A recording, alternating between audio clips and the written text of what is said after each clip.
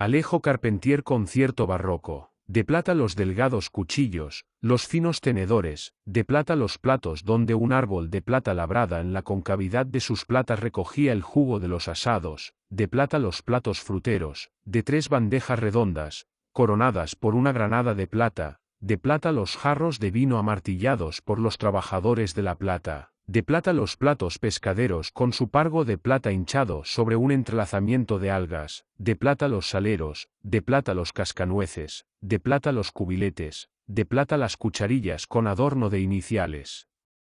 Y todo esto se iba llevando quedamente, acompasadamente, cuidando de que la plata no topara con la plata, hacia las sordas penumbras de cajas de madera, de huacales en espera, de cofres con fuertes cerrojos, bajo la vigilancia del amo que, de bata, solo hacía sonar la plata, de cuando en cuando, al orinar magistralmente, con chorro certero, abundoso y percutiente, en una vacinilla de plata, cuyo fondo se ornaba de un malicioso ojo de plata, pronto cegado por una espuma que de tanto reflejar la plata acababa por parecer plateada. Aquí lo que se queda, decía el amo. Y acá lo que se va, en lo que se iba, también alguna plata, alguna vajilla menor, un juego de copas, y, desde luego, la vacinilla del ojo de plata, pero, más bien, camisas de seda, calzones de seda, medias de seda, sederías de la China, porcelanas del Japón, las del desayuno que, vaya usted a saber, tomaríase, a lo mejor, en gratísima compañía, y mantones de Manila, viajados por los anchísimos mares del poniente. Francisquillo, de cara atada, cual lío de ropas, por un rebozo azul que al carrillo izquierdo le pegaba una hoja de virtudes emolientes, pues el dolor de muelas se lo tenía hinchado, remedando al amo, y meando a compás del meado del amo, aunque no en vacinilla de plata sino en tibor de barro, también andaba del patio a las arcadas, del zaguán a los salones, coreando, como en oficio de iglesia, aquí lo que se queda, acá lo que se va, y tan bien quedaron, a la puesta del sol, los platos y platerías, las sinerías y japonerías, los mantones y las sedas, guardados donde mejor pudieran dormir entre virutas o salir a larguísimo viaje, que el amo, aún de bata y gorro cuando le tocara ponerse ropas de mejor ver, pero ya hoy no se esperaban visitas de despedida formal, invitó al sirviente a compartir con él un jarro de vino, al ver que todas las cajas, cofres, huacales y petacas quedaban cerrados. Después, andando despacio, se dio a contemplar, embauladas las cosas, metidos los muebles en sus fundas, los cuadros que quedaban colgados de las paredes y testeros. Aquí, un retrato de la sobrina profesa, de hábito blanco y largo rosario, enjollada, cubierta de flores, aunque con mirada acaso demasiado ardiente, en el día de sus bodas con el señor. Enfrente, en negro marco cuadrado, un retrato del dueño de la casa, ejecutado con tan magistral dibujo caligráfico que parecía que el artista lo hubiese logrado de un solo trazo, enredado en sí mismo, cerrado en volutas, desenrollado luego para enrollarse otra vez, sin alzar una ancha pluma del lienzo. Pero el cuadro de las grandezas estaba allá, en el salón de los bailes y recepciones, de los chocolates y atoles de etiqueta, donde historiábase, por obra de un pintor europeo que de paso hubiese estado en Coyoacán, el máximo acontecimiento de la historia del país. Allí,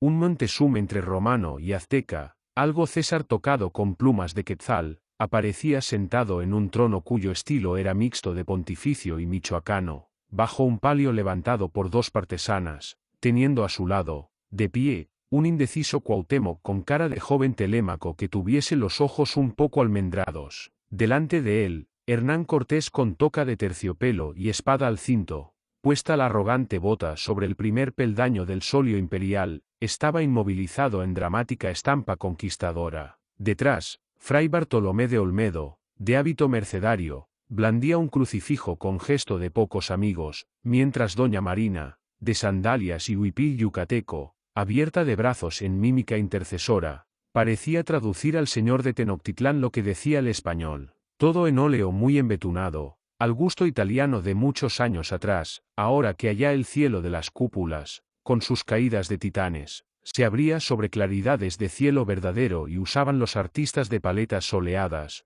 con puertas al fondo cuyas cortinas eran levantadas por cabezas de indios curiosos. ávidos de colarse en el gran teatro de los acontecimientos, que parecían sacados de alguna relación de viajes a los reinos de la Tartaria. Más allá, en un pequeño salón que conducía a la butaca barbera, aparecían tres figuras debidas al pincel de Rosalba Pictora, artista veneciana muy famosa, cuyas obras pregonaban, con colores difuminados, en grises, rosas, azules pálidos, verdes de agua marina, la belleza de mujeres tanto más bellas por cuanto eran distantes. Tres bellas venecianas se titulaba El pastel de la Rosalba, y pensaba el amo que aquellas venecianas no le resultaban ya tan distantes, puesto que muy pronto conocería las cortesanas. Plata, para ello, no le faltaba, que tanto hubiesen alabado, en sus escritos, algunos viajeros ilustres, y que, muy pronto, se divertiría, él también, con aquel licencioso juego de astrolabios al que muchos se entregaban allá, según le habían contado, juego consistente en pasear por los canales angostos, oculto en una barca de toldo discretamente entreabierto, para sorprender el descuido de las guapas hembras que, sabiéndose observadas, aunque fingiendo la mayor inocencia, al ajustarse un ladeado escote mostraban, a veces, fugazmente pero no tan fugazmente como para que no se contemplara a gusto, la sonrosada poma de un pecho. Volvió el amo al gran salón, leyendo de paso, mientras apuraba otra copa de vino, el dístico de Horacio que sobre el dintel de una de las puertas había hecho grabar con irónica intención hacia los viejos tenderos amigos, sin olvidar al notario, el inspector de pesas y medidas, y el cura traductor de Lactancio, que, a falta de gente de mayores méritos y condición, recibía para jugar a los naipes y descorchar botellas recién llegadas de Europa. Cuentan del viejo Catón que con vino solía robustecer su virtud. En el corredor de los pájaros dormidos sonaron pasos afelpados.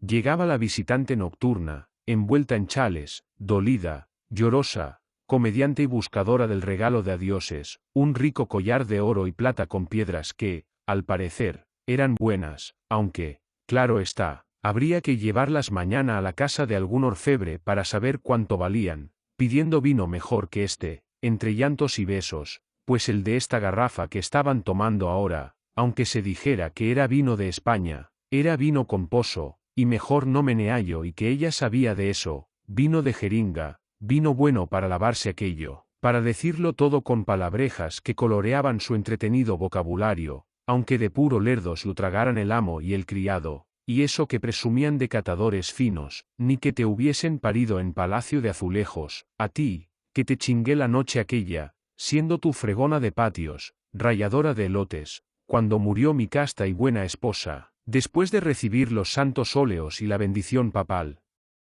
Y como Francisquillo, habiendo ordeñado la más escondida barrica del sótano, le hubiese dado lo que fuese menester para amansarle el habla y calentarle el ánimo, la visitante nocturna se puso las tetas al fresco, cruzando las piernas con el más abierto descaro, mientras la mano del amo se le extraviaba entre los encajes de las naguas, buscando el calor de la segrete cose cantada por el Dante. El fámulo, para ponerse a tono con el ambiente, tomando su vihuela de paracho, se dio a cantar las mañanitas del rey David antes de pasar a las canciones del día, que hablaban de hermosas ingratas, quejas por abandonos, la mujer que quería yo tanto y se fue para nunca volver, y estoy adolorido, adolorido, adolorido, de tanto amar, hasta que el amo, cansado de aquellas antiguallas, sentándose la visitante nocturna en las rodillas, pidió algo más moderno, algo de aquello que enseñaban en la escuela donde buena plata le costaban las lecciones, y en la vastedad de la casa de Tezontle, bajo bóvedas ornadas de angelitos rosados, entre las cajas, las de quedarse y las de ir, colmadas de aguamaniles y jofainas de plata, espuelas de plata, botonaduras de plata, relicarios de plata, la voz del servidor se hizo escuchar, con singular acento abajeño, en una copla italiana, muy oportuna en tal día, que el maestro le había enseñado la víspera. Ah, doulenta partite, ah, doulenta partite. Pero en eso sonó el aldabón de la puerta principal. Quedó en suspenso la voz cantante mientras el amo, con mano puesta en sordina, acalló la vihuela, mira a ver. Pero a nadie dejes pasar, que harto me vienen despidiendo ya desde hace 3 días, chirriaron lejanas charnelas, alguien pidió excusas en nombre de otros que lo acompañaban. Se adivinaron las muchas gracias, se oyó un sonado no vaya a despertarlo y un coro de buenas noches. Y volvió el criado con un largo papel enrollado, de resma holandesa, donde en letra redondilla de clara lectura se sumaban los encargos y pedidos de última hora, esos, que solo acuden a la memoria ajena cuando está uno con un pie en el estribo, hechos al viajero por sus amigos y contertulios. Esencias de bergamota, mandorina con incrustaciones de nácar a la manera cremonense, para su hija, y un barrilete de marrasquino de Zara, pedía el inspector de pesas y medidas. 2 faroles a la moda boloñesa, para frontoleras de caballos de tiro, pedía Iñigo, el maestro platero, con el ánimo, seguramente, de tomarlos como modelos de una nueva fabricación que podría agradar a las gentes de acá. Un ejemplar de la Biblioteca Orientalis del Caldeo Assemino, estacionario de la Vaticana, pedía el párroco, amén de algunas monedillas romanas, vamos, si no resultaban demasiado costosas, para su colección numismática, y, de ser posible, un bastón de ámbar polonés con puño dorado, no era forzoso que fuese de oro, de esos que venían en largos estuches forrados de terciopelo carmesí. El notario estaba antojado de algo raro, un juego de naipes, de un estilo desconocido aquí, llamado Minciate, inventado por el pintor Miguel Ángel, según decían, para enseñar aritmética a los niños y que, en vez de ajustarse a los clásicos palos de oro, basto, copa y espada, ostentaban figuras de estrellas, el sol y la luna, un papa, el demonio, la muerte, un ahorcado, el loco, que era baraja nula, y las trompetas del juicio final, que podían determinar un ganancioso triunfo. Cosa de adivinación y ensalmo, insinuó la hembra que, atendiendo a la lectura de la lista, se iba quitando las pulseras y bajando las medias. Pero, lo más gracioso de todo era el ruego del juez emérito, para su gabinete de curiosidades. Pedía nada menos que un muestrario de mármoles italianos, insistiendo en que no faltaran, de ser posible, el capolino, el turquín, el brecha, parecido a mosaico, y el amarillo sienés, sin olvidar el pentélico jaspeado, el rojo de Numidia, muy usado en la antigüedad, y acaso, también, algún trocito de lunarquela, con dibujo de conchas en las vetas, y, si no fuese abusar con ello de tanta amabilidad, una lajilla del serpentino, verde, verdoso, abigarrado, como el que podía verse en ciertos panteones renacentistas, eso no lo carga ni un estibador egipcio, de esos que, por forzudos, alababa Aristófanes. Exclamó el amo, no ando con un baúl mundo a cuestas. Pueden irse todos a hacer puñetas, que no pienso malgastar el tiempo de mi viaje en buscar infolios raros, piedras celestiales o bálsamos de fierabras. El único a quien complaceré será a tu maestro de música, Francisquillo, que solo me pide cosas modestas y fáciles de traer, sonatas, conciertos, sinfonías, oratorios, poco bulto y mucha armonía, y ahora, vuelve a tus cantos, muchacho, doulenta partite, doulenta partite. Y luego hubo algo, mal recordado, de a un giro sol di veloc cilucenti. Pero, cuando el servidor concluyó el madrigal, apartando la mirada del mástil de la vihuela, se vio solo. Ya el amo y su visitante nocturna habían marchado a la habitación de los santos en marcos de plata para oficiar los júbilos de la despedida en la cama de las incrustaciones de plata, a la luz de los velones puestos en altos candelabros de plata. 2. El amo andaba entre sus cajas amontonadas en un galpón, sentándose sobre esta, moviendo aquella, parándose ante la otra, rumiando su despecho en descompuestos monólogos donde la ira alternaba con el desaliento. Bien habían dicho los antiguos que las riquezas no eran garantía de felicidad, y que la posesión del oro, valga decir, de la plata, era de pocos recursos ante ciertos contratiempos puestos por los hados en el espinoso camino de toda vida humana. Desde la salida de la Veracruz habían caído sobre la nave todos los vientos encontrados que, en los mapas alegóricos, hinchan los carrillos de genios perversos, enemigos de la gente de mar. Con las velas rotas y averías en el casco, maltrecha la crujía, habíase llegado, por fin, a buen puerto, para encontrar la Habana enlutada por una tremenda epidemia de fiebres malignas.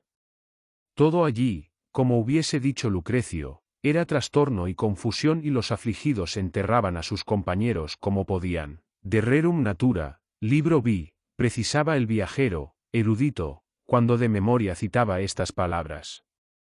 Y por ello, en parte porque era preciso reparar la nave lastimada y volver a repartir la carga, mal colocada, desde el principio, por los peones de la estiva veracruzana, y, sobre todo, porque había sido de buen consejo fondear lejos de la población azotada por el mal, se estaba en esta villa de regla, cuya pobre realidad de aldea rodeada de manglares acrecía, en el recuerdo, el prestigio de la ciudad dejada atrás, que se alzaba, con el relumbre de sus cúpulas, la suntuosa postura de sus iglesias, la vastedad de sus palacios, y las floralías de sus fachadas, los pámpanos de sus altares, las joyas de sus custodias, la policromía de sus lucernarias, como una fabulosa Jerusalén de retablo mayor. Aquí, en cambio, eran calles angostas, de casas bajas, cuyas ventanas, en vez de tener cancelas de buen herraje, se abrían tras de varillas mal pintadas de blanco, bajo tejados que, en Coyoacán, apenas si hubiesen servido para cobijar gallineros o porquerizas. Todo estaba como inmovilizado en un calor de tahona, oliente a cieno y revolcaduras de marrano,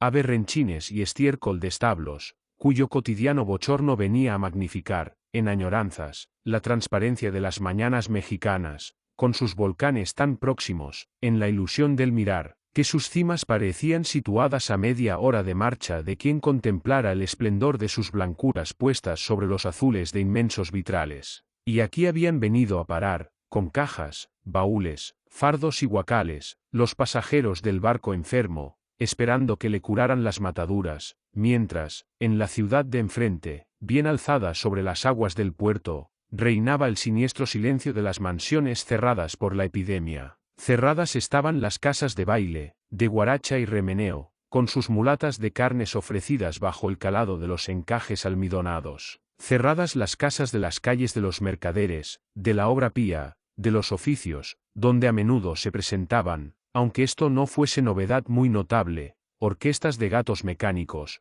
conciertos de vasos armónicos, pavos bailadores de Fourlane, los célebres mellizos de Malta, y los sinsans amaestrados que, además de silbar melodías de moda, con el pico ofrecían tarjetas donde estaba escrito el destino de cada cual.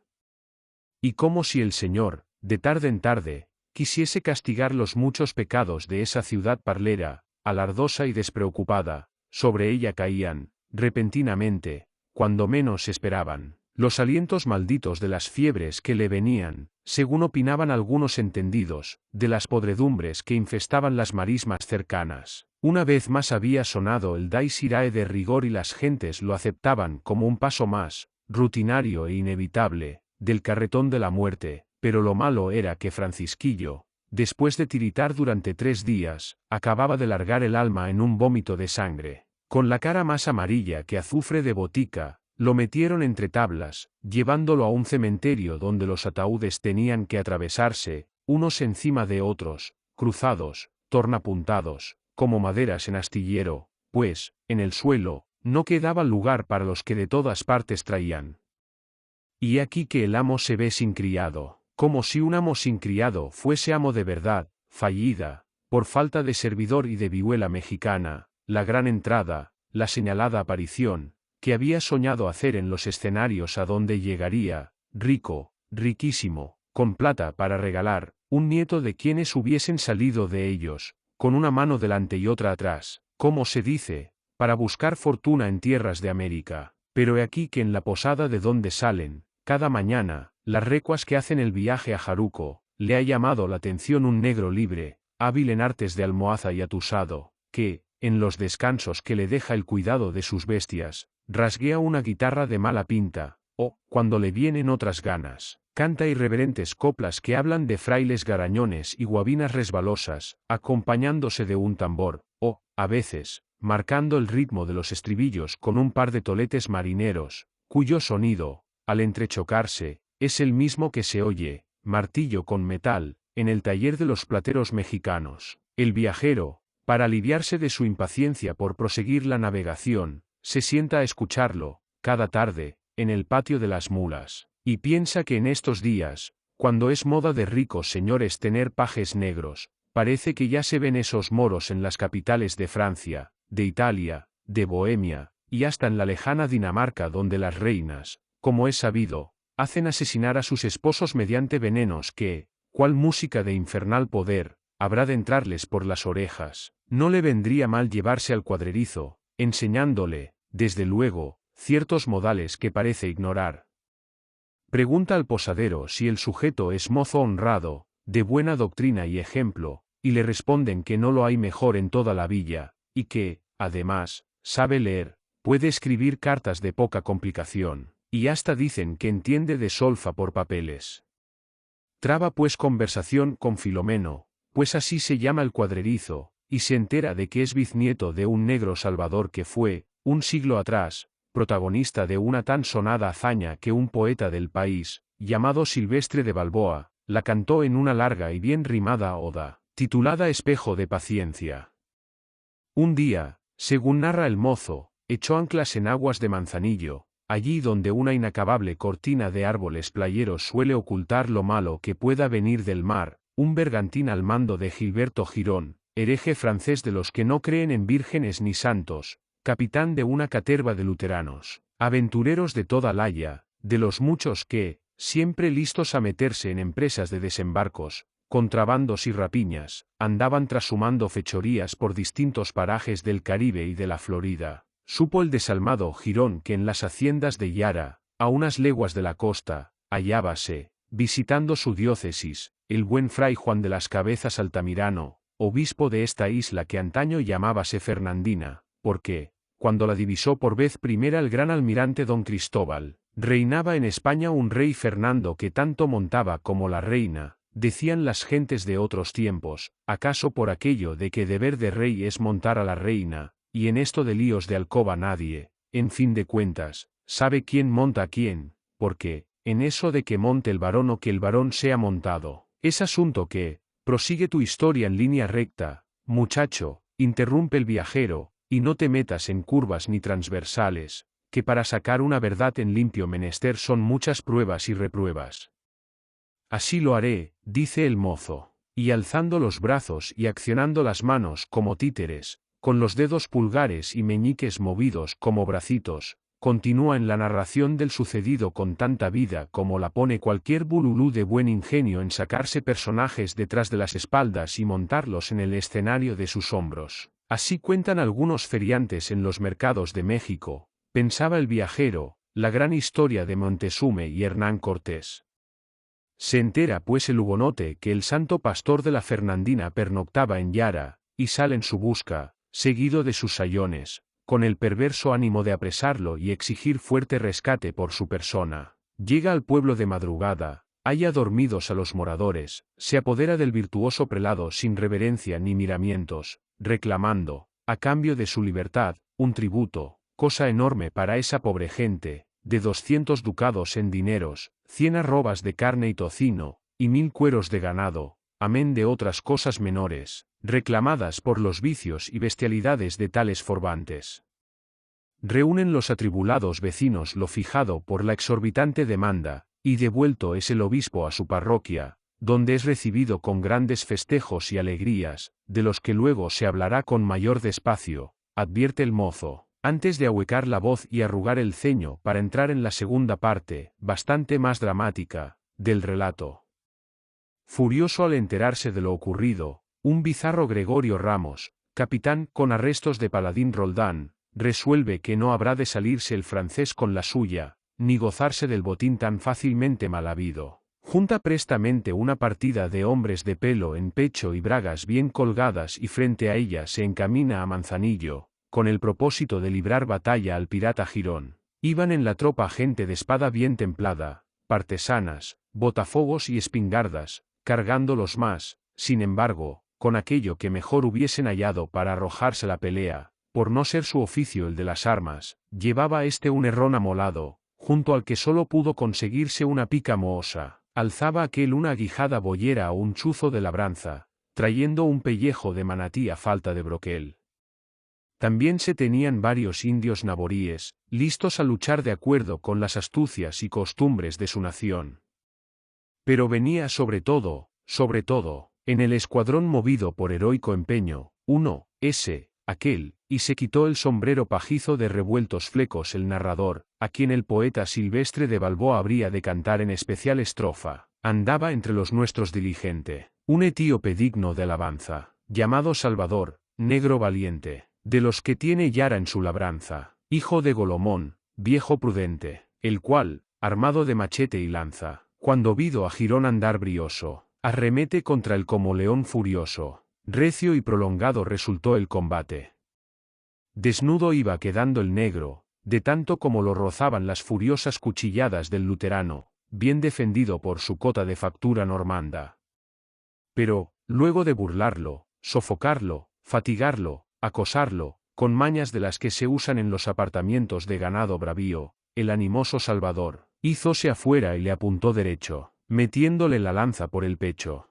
Oh, Salvador criollo, negro honrado, vuelve tu fama, y nunca se consuma, que en alabanza de tan buen soldado, es bien que no se cansen lengua y pluma. Cortada es luego la cabeza del pirata y enclavada en la punta de una lanza para que todos, en el camino, sepan de su fin miserable, antes de ser bajada al hierro de un puñal que hasta la empuñadura le entra por las tragaderas, con cuyo trofeo se llega, en arrebato de vencedores, a la ilustre ciudad de Bayamo. A gritos piden los vecinos que se conceda al negro Salvador, en premio a su valentía, la condición de hombre libre, que bien merecida se la tiene.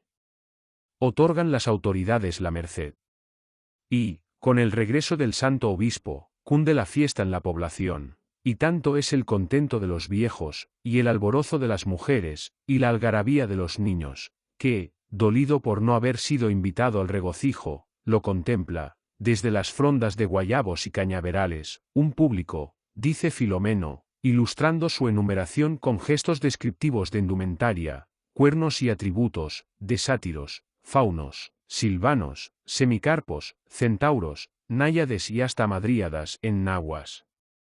Esto de los semicarpos y centauros asomados a los guayabales de Cuba pareció al viajero cosa de excesiva imaginación por parte del poeta Balboa, aunque sin dejar de admirarse de que un negrito de regla fuese capaz de pronunciar tantos nombres venidos de paganismos remotos. Pero el cuadrerizo, ufano de su ascendencia, orgulloso de que su bisabuelo hubiese sido objeto de tan extraordinarios honores, no ponía en duda que en estas islas se hubiesen visto seres sobrenaturales, engendros de mitologías clásicas, semejantes a los muchos, de tez más obscura, que aquí seguían habitando los bosques, las fuentes y las cavernas, como los habían habitado ya en los reinos imprecisos y lejanos de donde hubiesen llegado los padres del ilustre Salvador que era, en su modo, una suerte de Aquiles. Pues donde no hay Troya presente se es, a proporción de las cosas, Aquiles en Bayamo o Aquiles en Coyoacán, según sean de notables los acontecimientos. Pero ahora, atropellando remedos y onomatopeyas,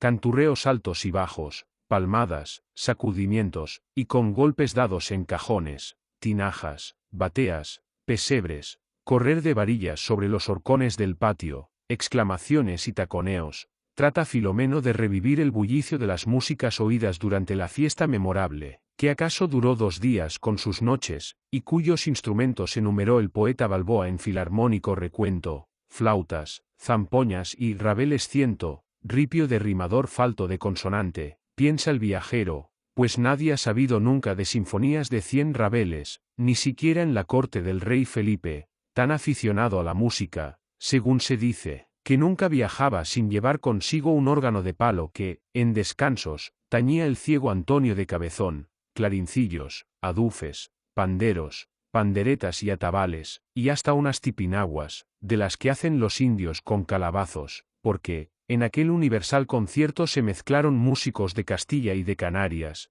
criollos y mestizos, naboríes y negros, blancos y pardos confundidos en semejante holgorio. Se pregunta el viajero, imposible armonía, nunca se hubiese visto semejante disparate, pues mal pueden amaridarse las viejas y nobles melodías del romance, las sutiles mudanzas y diferencias de los buenos maestros, con la bárbara algarabía que arman los negros, cuando se hacen de sonajas, marugas y tambores. Infernal cencerrada resultaría aquella y gran embustero me parece que sería el tal Balboa. Pero piensa a sí mismo, y ahora más que antes, que el bisnieto de Golomón sería el mejor sujeto posible para heredar las galas del difunto Francisquillo, y una mañana, hechas a Filomeno las proposiciones de entrar a su servicio, el forastero le prueba una casaca roja que le sienta magníficamente. Luego le pone una peluca blanca que lo hace más negro de lo que es. Con los calzones y las medias claras se las entiende bastante bien. En cuanto a los zapatos de Villa, sus juanetes se le resisten un tanto, pero ya se irán acostumbrando. Y, hablado lo que había de hablarse, arreglado todo con el posadero, sale el amo, tocado de jarano, hacia el embarcadero de Regla, en aquel amanecer de septiembre, seguido por el negro que sobre su cabeza alza una sombrilla de paño azul con flecos plateados. El servicio del desayuno con tazas grandes y tazas chicas, todas de plata, la bacía y el orinal, la jeringa de las lavativas, también de plata, la escribanía y el estuche de las navajas, el relicario de la Virgen y el de San Cristóbal, protector de andariegos y navegantes, vienen en cajas, seguidas de otra caja que guarda los tambores y la guitarra de Filomeno, cargadas a lomo de esclavos a quienes el criado, ceñudo bajo el escaso resguardo de un tricornio charolado, apura el paso, gritando palabras feas en dialecto de nación. 3. Nieto de gente nacida en algún lugar situado entre Colmenar de Oreja y Villamanrique del Tajo y que, por lo mismo, habían contado maravillas de los lugares dejados atrás, imaginábase el amo que Madrid era otra cosa. Triste, deslucida y pobre le parecía esa ciudad, después de haber crecido entre las platas y tezontles de México. Fuera de la Plaza Mayor, todo era, aquí, angosto, mugriento y esmirriado, cuando se pensaba en la anchura y el adorno de las calles de allá, con sus portadas de azulejos y balcones llevados en alas de querubines, entre cornucopias que sacaban frutas de la piedra y letras enlazadas por pámpanos y hiedras que, en muestras de fina pintura, pregonaban los méritos de las joyerías. Aquí, las posadas eran malas, con el olor a aceite rancio que se colaba en los cuartos, y en muchas ventas no podía descansarse a gusto por la bulla que en los patios armaban los representantes, clamando los versos de una loa, o metidos en griterías de emperadores romanos, haciendo alternar las togas de sábana y cortina con los trajes de bobos y vizcaínos, cuyos entremeses se acompañaban de músicas que si mucho divertían al negro por la novedad, bastante disgustaban al amo por lo destempladas. De cocina no podía hablarse, ante las albóndigas presentes, la monotonía de las merluzas, evocaba el mexicano la sutileza de los peces guachinangos y las pompas del guajolote vestido de salsas obscuras con aroma de chocolate y calores de 1000 pimientas, ante las berzas de cada día, las alubias desabridas, el garbanzo y la col. Cantaba el negro los méritos del aguacate pescuezudo y tierno, de los bulbos de malanga que, rociados de vinagre, perejil y ajo, venían a las mesas de su país, escoltados por cangrejos cuyas bocas de carnes leonadas tenían más sustancia que los solomos de estas tierras. De día, andaban entre tabernas de buen vino y librerías, sobre todo, donde el amo adquiría tomos antiguos, de hermosas tapas, tratados de teología, de los que siempre adornan una biblioteca, sin acabar de divertirse en nada. Una noche, fueron de putas a una casa donde los recibió una ama obesa, ñata, bizca, leporina, picada de viruelas, con el cuello envuelto en bocios, cuyo ancho trasero, movido a palmo y medio del suelo, era algo así como el de una enana gigante. Rompió la orquesta de ciegos a tocar un minué de empaque lagarterano, y, llamadas por sus nombres, aparecieron la Filis, la Clouris y la Lucinda, vestidas de pastoras, seguidas por la Isidra y la Catalana, que deprisa acababan de tragarse una colación de pan con aceite y cebolla, pasándose una bota de Valdepeñas para bajarse el último bocado. Aquella noche se bebió recio, contó el amo sus andanzas de minero por las tierras de Tasco, y bailó Filomeno las danzas de su país a compás de una tonada, cantada por él, en cuyo estribillo se hablaba de una culebra cuyos ojos parecían candela y cuyos dientes parecían alfileres. Quedó la casa cerrada para mejor holgorio de los forasteros, y las horas del mediodía serían ya cuando ambos volvieron a su albergue, luego de almorzar alegremente con las putas. Pero, si Filomeno se relamía de gusto recordando su primer festín de carne blanca, el amo, seguido por una chusma de mendigos apenas aparecía en calles donde ya era conocida la pinta de su jarano con recamados de plata, no cesaba en sus lamentos contra la ruindad de esta villa harto alabada. Poca cosa era, en verdad, comparada con lo que dado en la otra orilla del océano, donde un caballero de su mérito y apostura tenía que aliviarse con putas, por no hallar señora de condición que le abriera las cortinas de su alcoba. Aquí, las ferias no tenían el color ni la animación de las de Coyoacán, las tiendas eran pobres en objetos y artesanías, y los muebles que en algunas se ofrecían, eran de un estilo solemne y triste, por no decir pasado de moda. A pesar de sus buenas maderas y cueros repujados, los juegos de caña eran malos, porque faltaba coraje a los jinetes, y, al paradear en apertura de justa, no llevaban sus caballos con una ambladura pareja, ni sabían arrojarse a todo galope hacia el tablado de las tribunas, haciendo frenar el corcel por las 4 herraduras cuando ya parecía que la desgracia de un encontronazo fuese inevitable. En cuanto a los autos sacramentales de tinglado callejero, estaban en franca decadencia, con sus diablos de cuernos gachos, sus pilatos, afónicos, sus santos con nimbos mordidos de ratones. Pasaban los días y el amo, con tanto dinero como traía, empezaba a aburrirse tremendamente. Y tan aburrido se sintió una mañana que resolvió acortar su estancia en Madrid para llegar cuanto antes a Italia, donde las fiestas de carnaval, que empezaban en Navidades, atraían gentes de toda Europa. Como Filomeno estaba como embrujado por los retozos de la Filis y la Lucinda que, en casa de la enana gigante, fantaseaban con él en una ancha cama rodeada de espejos, acogió con disgusto la idea del viaje. Pero tanto le dijo el amo que estas hembras de acá eran de desecho y miseria al lado de cuanto encontraría en el ámbito de la ciudad pontificia, que el negro, convencido, cerró las cajas y se envolvió en la capa de cochero que acababa de comprarse, bajando hacia el mar, en jornadas cortas que les hicieron dormir en las posadas blancas, cada vez más blancas, de Tarancón o de Minglanilla. Trató el mexicano de entretener a su criado con el cuento de un hidalgo loco que había andando por estas regiones, y que, en una ocasión, había creído que unos molinos, como aquel que ves allá, eran gigantes. Filomeno afirmó que tales molinos en nada parecían gigantes, y que para gigantes de verdad había unos, en África, tan grandes y poderosos, que jugaban a su antojo con rayos y terremotos.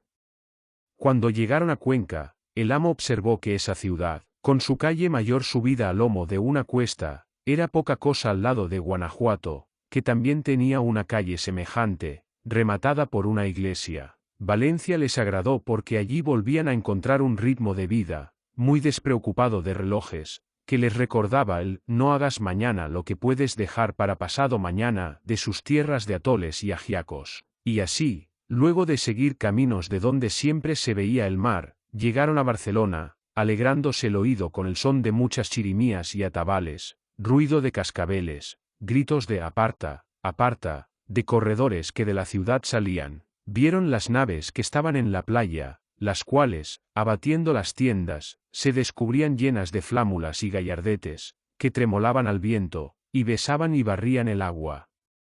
El mar alegre, la tierra jocunda, el aire claro, parece que iba infundiendo y engendrando gusto súbito en todas las gentes. Parecen hormigas, decía el amo, mirando los muelles desde la cubierta del barco que mañana navegaría hacia Italia.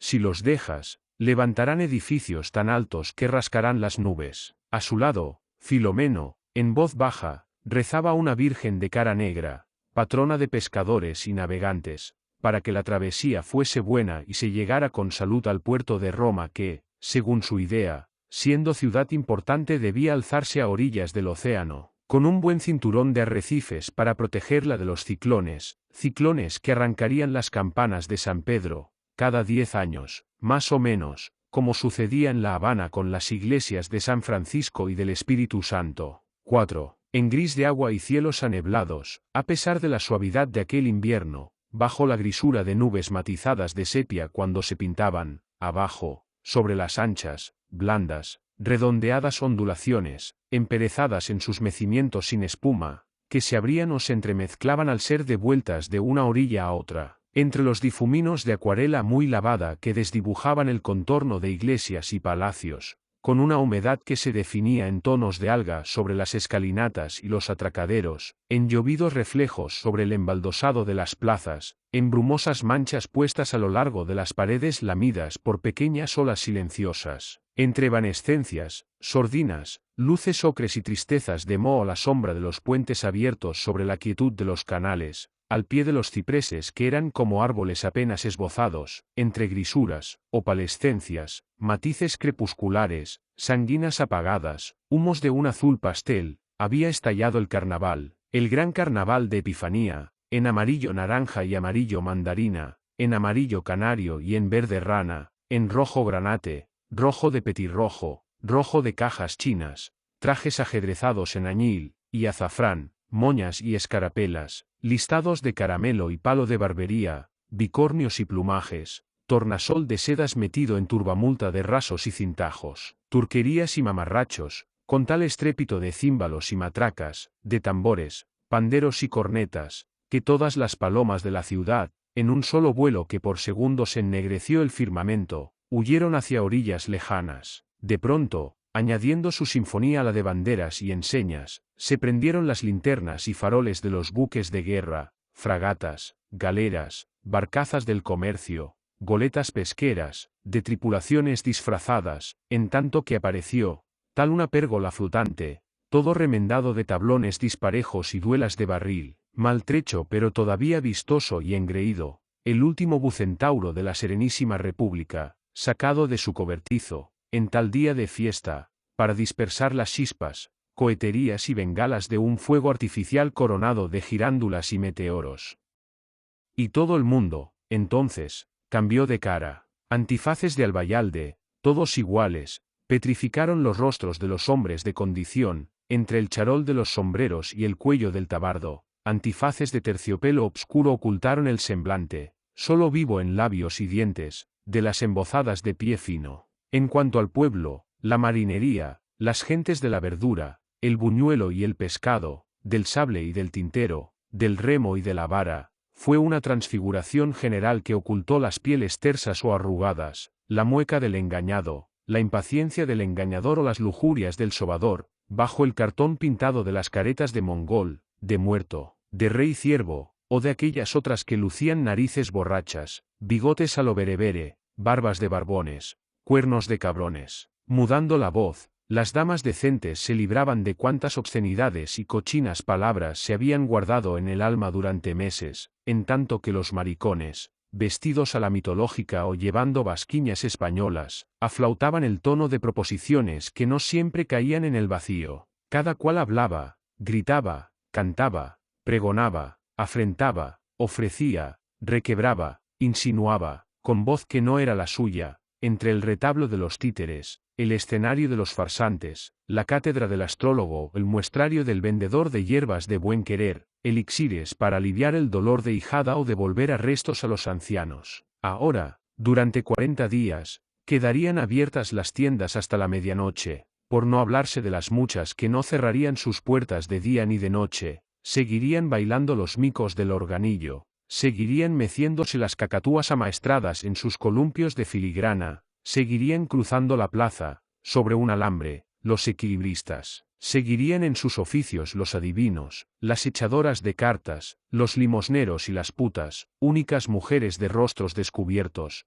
cabales, apreciables, en tales tiempos, ya que cada cual quería saber, en caso de trato, lo que habría de llevarse a las posadas cercanas en medio del universal fingimiento de personalidades, edades, ánimo y figuras. Bajo las iluminaciones se habían encendido las aguas de la ciudad, en canales grandes y canales pequeños, que ahora parecían mover en sus honduras las luces de trémulos faroles sumergidos, por descansar del barullo y de los empellones, de los zarandeos de la multitud, del mareo de los colores. El amo, vestido de Montesume, entró en la Bottegue Café de Victoria Arduino, seguido del negro, que no había creído necesario disfrazarse al ver cuán máscara parecía su cara natural entre tantos antifaces blancos que daban, a quienes los llevaban, un medio rostro de estatua. Allí estaba sentado ya, en una mesa del fondo, el fraile pelirrojo, de hábito cortado en la mejor tela, adelantando su larga nariz corva entre los rizos de un peinado natural que tenía, sin embargo, como un aire de peluca llovida. «¿Cómo he nacido con esta careta? No veo la necesidad de comprarme otra», dijo, riendo. «¿Inca?», preguntó después, palpando los abalorios del emperador azteca. «Mexicano», respondió el amo, largándose a contar una larga historia que el fraile, ya muy metido en vinos, vio como la historia de un rey de escarabajos gigantes. Algo de escarabajo tenía, en efecto, el peto verde, escamado, reluciente, del narrador, que había vivido no hacía tanto tiempo, si se pensaba bien, entre volcanes y templos, lagos y triecalis, dueño de un imperio que le fuera arrebatado por un puñado de españoles osados, con ayuda de una india, enamorada del jefe de los invasores. Buen asunto para una ópera, decía el fraile, pensando, de pronto, en los escenarios de ingenio, trampas, levitaciones y machinas, donde las montañas humeantes, apariciones de monstruos y terremotos con desplome de edificios, serían del mejor efecto, ya que aquí se contaba con la ciencia de maestros tramoyistas capaces de remedar cualquier portento de la naturaleza, y hasta de hacer volar un elefante vivo, como se había visto recientemente en un gran espectáculo de magia. Y seguía el otro hablando de hechicerías de teules, sacrificios humanos y coros de noches tristes, cuando apareció el ocurrente sajón, amigo del fraile, vestido con sus ropas de siempre, seguido del joven napolitano, discípulo de Gasparini, que, quitándose el antifaz por harto sudado, mostró el semblante astuto y fino que siempre se le alegraba en risas cuando contemplaba la cara obscura de Filomeno. «Hola, Yugurta», pero el sajón venía de pésimo humor, congestionado por el enojo, también, desde luego, por algunos tintazos de más, porque un mamarracho cubierto de cencerros le había meado las medias, huyendo a tiempo para esquivar una bofetada que, cayendo en la nalga de un médico, hubiese puesto la víctima a ofrecer la otra mejilla, creyendo que el halago le venía en serio. «Cálmate», dijo el fraile pelirrojo, «ya sé que la Agripina tuvo, esta noche, más éxito que nunca». «Un triunfo», dijo el napolitano, vaciando una copa de aguardiente dentro de su café. El teatro Grimani estaba lleno. «Buen éxito, tal vez, por los aplausos y aclamaciones finales, pero el sajón no podía acostumbrarse a este público, es que aquí nadie toma nada en serio». Entre canto de soprano y canto de castrati, era un ir y venir de los espectadores, comiendo naranjas, estornudando el rapé, tomando refrescos, descorchando botellas, cuando no se ponían a jugar a los naipes en lo más trabado de la tragedia. Eso, por no hablar de los que fornicaban en los palcos demasiado llenos de cojines mullidos, tanto que, esa noche, durante el patético recitativo de Nerón, una pierna de mujer con la media rodada hasta el tobillo había aparecido sobre el terciopelo encarnado de una barandilla, largando un zapato que cayó en medio de la platea, para gran regocijo de los espectadores repentinamente olvidados de cuanto ocurría en la escena. Y, sin hacer caso de las carcajadas del napolitano, se dio Jorge Federico a alabar las gentes que, en su patria, escuchaban la música como quien estuviese en misa, emocionándose ante el noble diseño de un aria o apreciando, con seguro entendimiento, el magistral desarrollo de una fuga.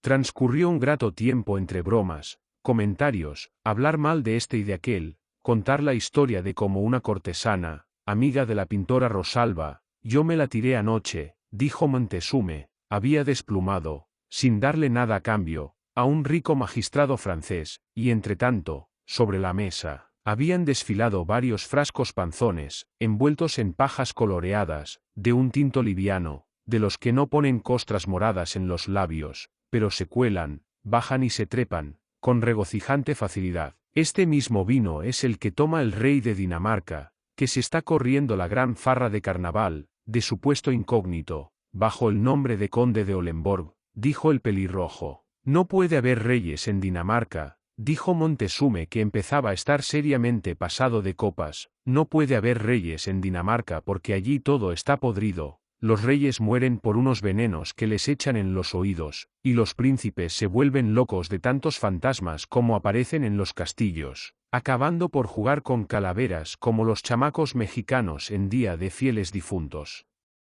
Y como la conversación, ahora, iba derivando hacia divagaciones hueras, cansados del estruendo de la plaza que los obligaba a hablar a gritos, aturdidos por el paso de las máscaras blancas, verdes, negras, amarillas, el ágil fraile, el sajón de cara roja, el riente napolitano, pensaron entonces en la posibilidad de aislarse de la fiesta en algún lugar donde pudiesen hacer música, y, poniéndose en fila, llevando de rompeolas y mascarón de pro al sólido tudesco seguido de Montezume, empezaron a surcar la agitada multitud, deteniéndose tan solo, de trecho en trecho, para pasarse una botella del licor de cartujos que Filomeno traía colgada del cuello por una cinta de raso, arrancada, de paso, a una pescadera enfurecida que lo había insultado con tal riqueza de apóstrofes que allí los calificativos de Coglione hijo de la grandísima puta, venían a quedar en lo más liviano del repertorio.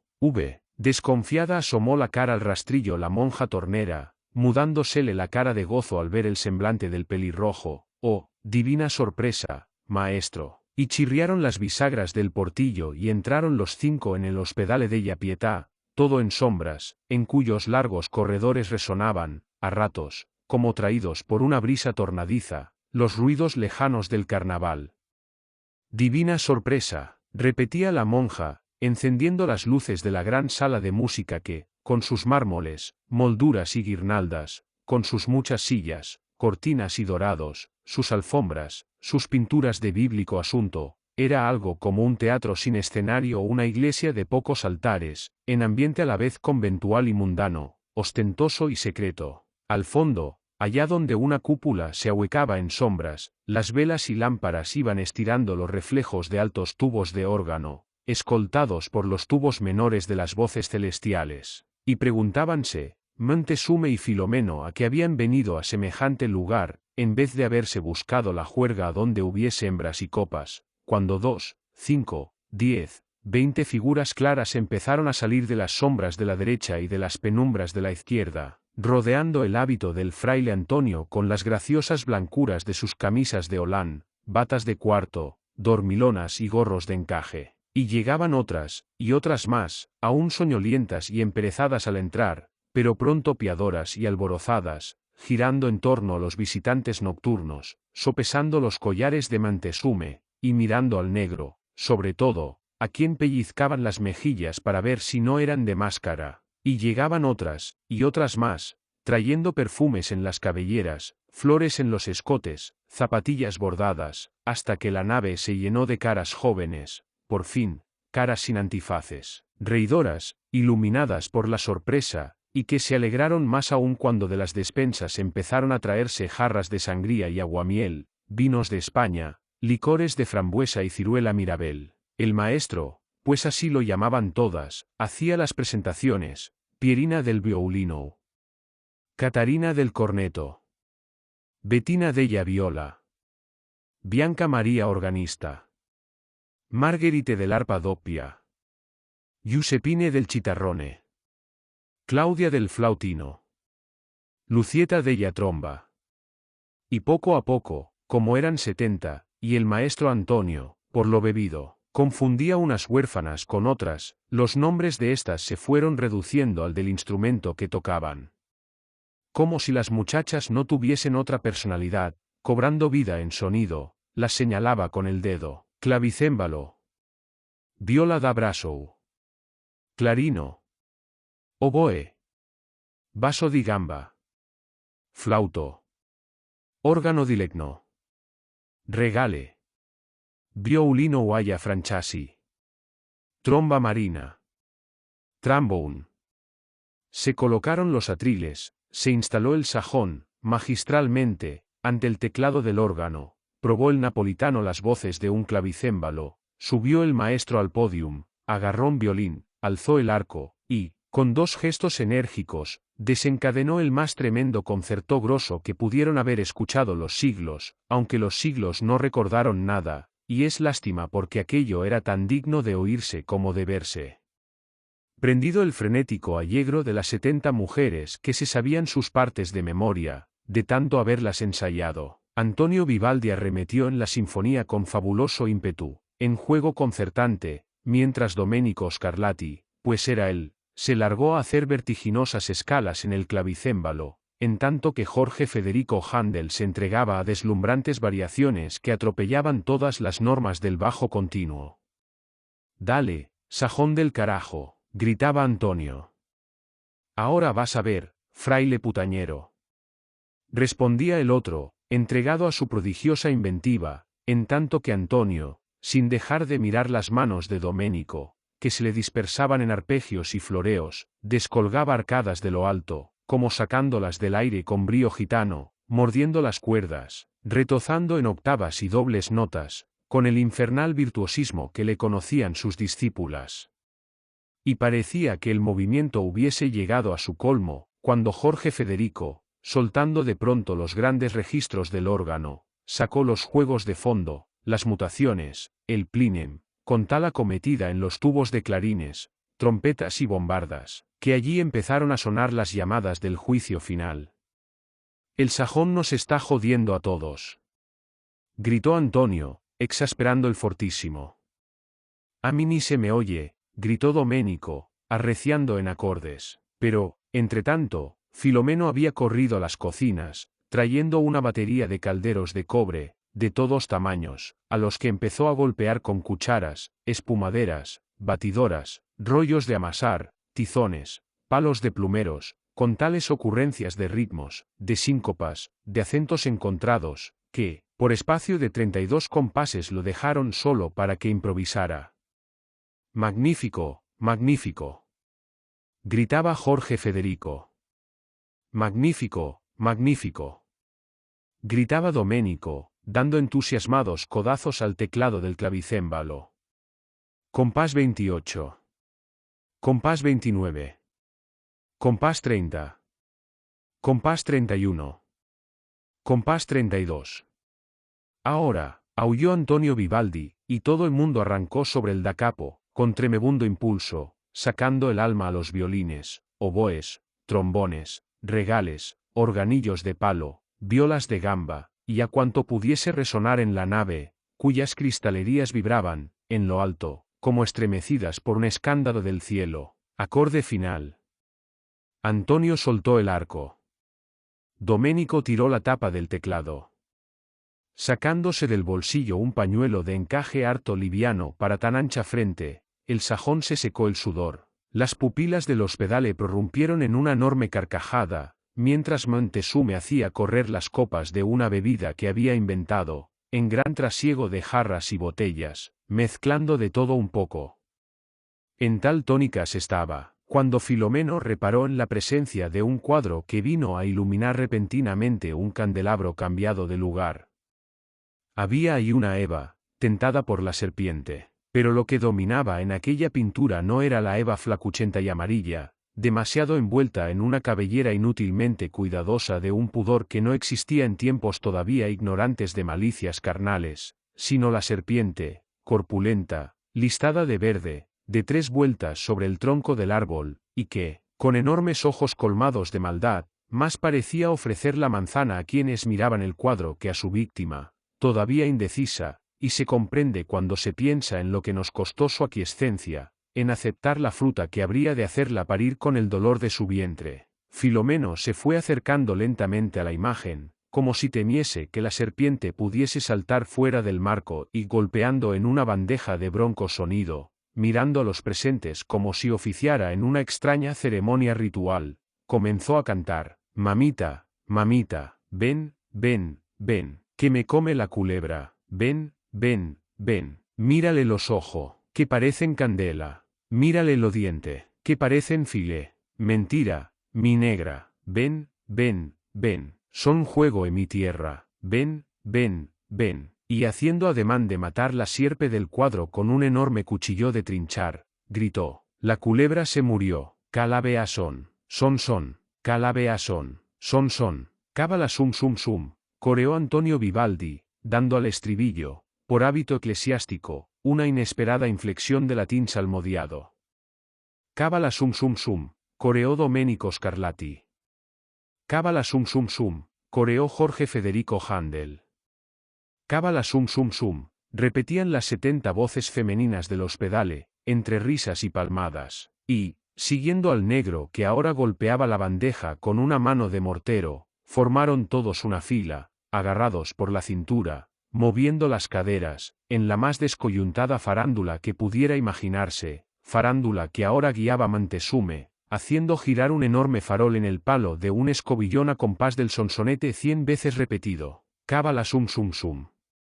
Así, en fila danzante y culebreante, uno detrás del otro, dieron varias vueltas a la sala, pasaron a la capilla, dieron 3 vueltas al deambulatorio, y siguieron luego por los corredores y pasillos, subiendo escaleras, bajando escaleras, recorrieron las galerías, hasta que se les unieron las monjas custodias, la hermana tornera, las fámulas de cocina, las fregonas, sacadas de sus camas, pronto seguidas por el mayordomo de fábrica, el hortelano, el jardinero, el campanero, el barquero, y hasta la boba del desván que dejaba de ser boba cuando de cantar se trataba, en aquella casa consagrada a la música y artes de tañer, donde, 2 días antes, se había dado un gran concierto sacro en honor del rey de Dinamarca.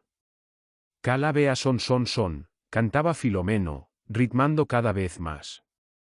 Cábala sum sum sum, respondían el veneciano, el sajón y el napolitano. Cábala sum sum sum, repetían los demás, hasta que, rendidos de tanto girar, subir, bajar, entrar, salir, volvieron al ruedo de la orquesta y se dejaron caer, todos, riendo, sobre la alfombra encarnada, en torno a las copas y botellas, y, después de una muy abanicada pausa, se pasó al baile de estilo y figuras, sobre las piezas de moda que Doménico empezó a sacar del clavicémbalo, adornando los aires conocidos con mordentes y trinos del mejor efecto, a falta de caballeros, pues Antonio no bailaba y los demás descansaban en la hondura de sus butacas, se formaron parejas de oboe con tromba, clarino con regale, corneto con viola, flautino con chitarrone, mientras los violini picouli y aya francesi se concertaban en cuadrilla con los trombones. Todos los instrumentos revueltos, dijo Jorge Federico, esto es algo así como una sinfonía fantástica.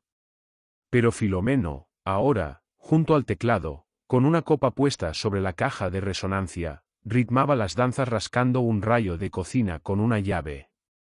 «Diablo de negro», exclamaba el napolitano, «cuando quiero llevar un compás, él me impone el suyo. Acabaré tocando música de caníbales». Y, dejando de teclear, Doménico se echó una última copa al gaznate, y, agarrando por la cintura a Marguerite el arpa doble, se perdió con ella en el laberinto de celdas del Hospedale della Pietà. Pero el alba empezó a pintarse en los ventanales. Las blancas figuras se aquietaron, guardando sus instrumentos en estuches y armarios con desganados gestos, como apesadumbradas de regresar, ahora, a sus oficios cotidianos. Moría la alegre noche con la despedida del campanero que, repentinamente librado de los vinos bebidos, se disponía a tocar maitines. Las blancas figuras iban desapareciendo, como ánimas de teatro, por puerta derecha y puerta izquierda. La hermana tornera apareció con 2 cestas repletas de ensaimadas, quesos, panés de rosca y media luna, confituras de membrillo, castañas abrillantadas y mazapanes con forma de cochinillos rosados, sobre los que asomaban los golletes varias botellas de vino romañola, para que desayunen por el camino. «Los llevaré en mi barca», dijo el barquero. «Tengo sueño», dijo Montezume. «Tengo hambre», dijo el sajón, «pero quisiera comer en donde hubiese calma, árboles, aves que no fuesen las tragonas palomas de la plaza, más pechugonas que las modelos de la Rosalba y que, si nos descuidamos, acaban con las vituallas de nuestro desayuno». «Tengo sueño», repetía el disfrazado. «Déjese arrullar por el compás de los remos», dijo el preste Antonio, «que te escondes ahí, en el entallado del gabán».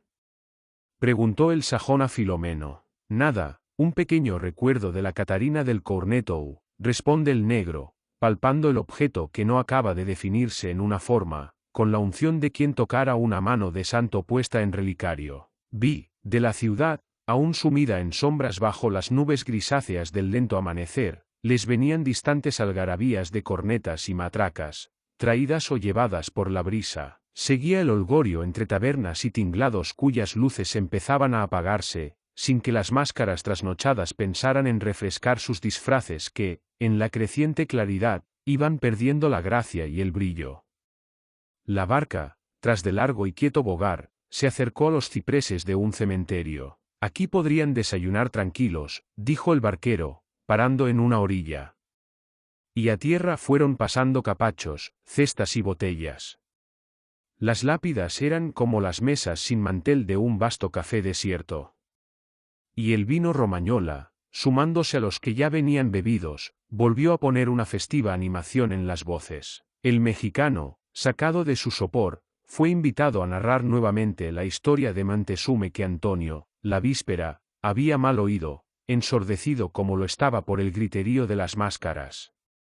«Magnífico para una ópera», exclamaba el pelirrojo, cada vez más atento al narrador que, llevado por el impulso verbal, dramatizaba el tono, gesticulaba, mudaba de voz en diálogos improvisados, acabando por posesionarse de los personajes. «Magnífico para una ópera. No falta nada. Hay trabajo para los maquinistas, papel de lucimiento para la soprano, la india esa, enamorada de un cristiano, que podríamos confiar a una de esas hermosas cantantes que, ya sabemos que esas no te faltan», dijo Jorge Federico. «Y hay», proseguía Antonio, «ese personaje de emperador vencido, de soberano desdichado, que llora su miseria con desgarradores acentos. Pienso en los persas, pienso en Jerjes. Soy yo, pues, oh dolor, oh, mísero, nacido, para arruinar mi raza, y la patria mía. A Jerjes me lo dejas a mí», dijo Jorge Federico, malhumorado, «que para eso me basto yo». «Tienes razón», dijo el pelirrojo, señalando a Montezume, «este resulta un personaje más nuevo. Veré cómo lo hago cantar un día de estos en el escenario de un teatro». «Un fraile metido en tablados de ópera», exclamó el sajón, «lo único que faltaba para acabar de putear esta ciudad. Pero, si lo hago, trataré de no acostarme con almires ni agripines, como hacen otros», dijo Antonio, estirando la aguda nariz. «Gracias, en lo que me respecta, y es que me voy cansando de los asuntos manidos. Cuántos Orfaus, cuántos Epoulos, cuántas Ifigenias, Daidous y Galetíes.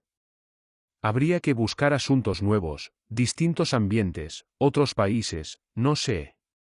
Traer Polonia, Escocia, Armenia, la Tartaria, a los escenarios. Otros personajes, Ginebre, Cunegunda, Griselda, Tamerlán Skanderberg el albanés, que tantos pesares dio a los malditos otomanos. Soplan aires nuevos.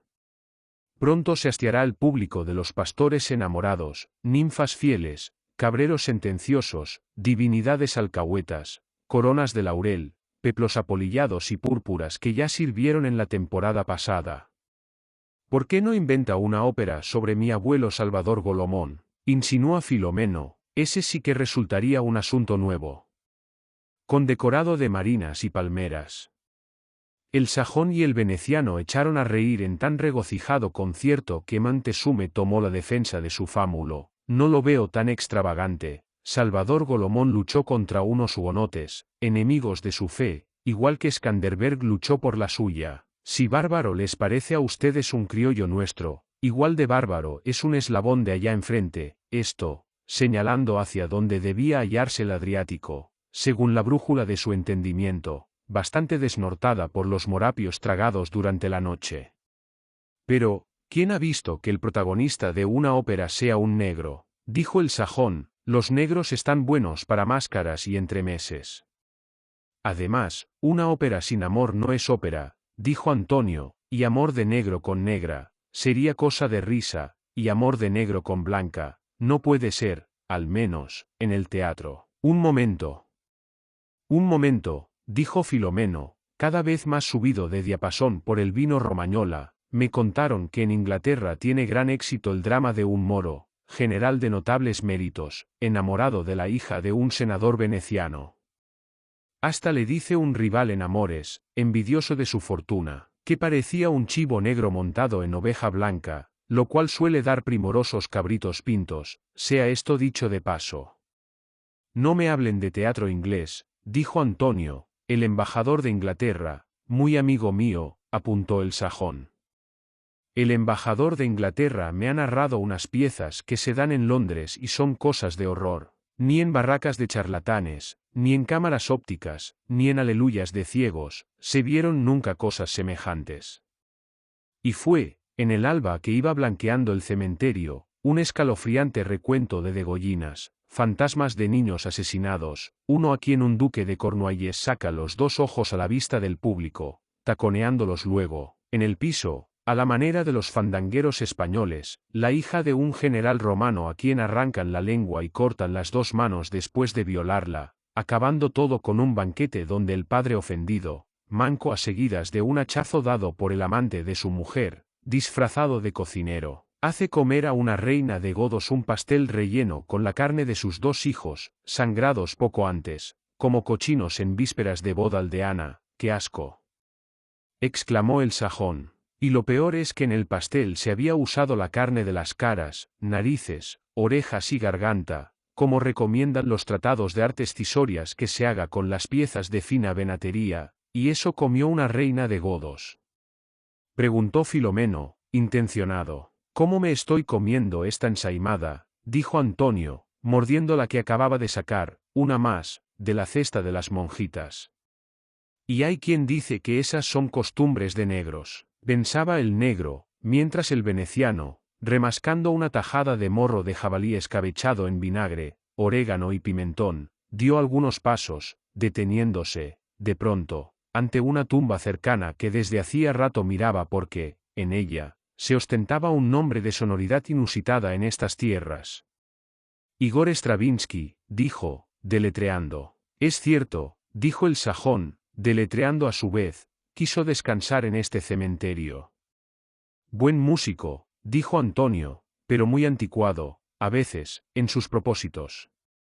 Se inspiraba en los temas de siempre, Apolo, Orfeo, Perséfona, ¿hasta cuándo? Conozco su Oedipus Rex, dijo el sajón, algunos opinan que en el final de su primer acto, Gloria, Gloria, Gloria, Oedipus uxor, suena a música mía.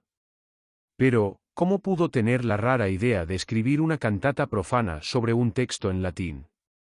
Dijo Antonio. También tocaron su Canticum Sacrem en San Marcos, dijo Jorge Federico, ahí se oyen melismas de un estilo medieval que hemos dejado atrás hace muchísimo tiempo. Es que esos maestros que llaman avanzados se preocupan tremendamente por saber lo que hicieron los músicos del pasado, y hasta tratan, a veces, de remozar sus estilos. En eso, nosotros somos más modernos. A mí se me importa un carajo saber cómo eran las óperas, los conciertos, de hace 100 años. Yo hago lo mío, según mi real saber y entender, y basta. Yo pienso como tú, dijo el sajón, aunque tampoco habría que olvidar que, no hablen más mierdas, dijo Filomeno, dando una primera empinada a la nueva botella de vino que acababa de descorchar. Y los cuatro volvieron a meter las manos en las cestas traídas del hospedale della Pietà, cestas que, a semejanza de las cornucopias mitológicas, nunca acababan de vaciarse. Pero, a la hora de las confituras de membrillo y de los bizcochos de monjas, se apartaron las últimas nubes de la mañana y el sol pegó de lleno sobre las lápidas, poniendo blancos resplandores bajo el verde profundo de los cipreses. Volvió a verse, como acrecido por la mucha luz, el nombre ruso que tan cerca les quedaba, y, en tanto que el vino adormilaba nuevamente a Montesume, el sajón, más acostumbrado a medirse con la cerveza que con el tinto peleón, se volvía discutidor y engorroso. Stravinsky dijo, recordó de repente, pérfido, que habías escrito 600 veces el mismo concerto. ¿Acaso? Dijo Antonio, pero nunca compuse una polca de circo para los elefantes de Barnum. Ya saldrán elefantes en tu ópera sobre Montesume, dijo Jorge Federico. En México no hay elefantes, dijo el disfrazado, sacado de su modorra por la enormidad del dislate. Sin embargo aparecen animales de esos, junto con panteras, pelícanos y papagayos, en las tapicerías del Quirinal donde se nos muestran los portentos de las Indias, dijo Jorge Federico, con la insistencia propia de quienes persiguen una idea fija en los humos del vino. Buena música tuvimos anoche, dijo Montesume, por desviar a los demás de una tonta porfía. Va, una mermelada, dijo Jorge Federico.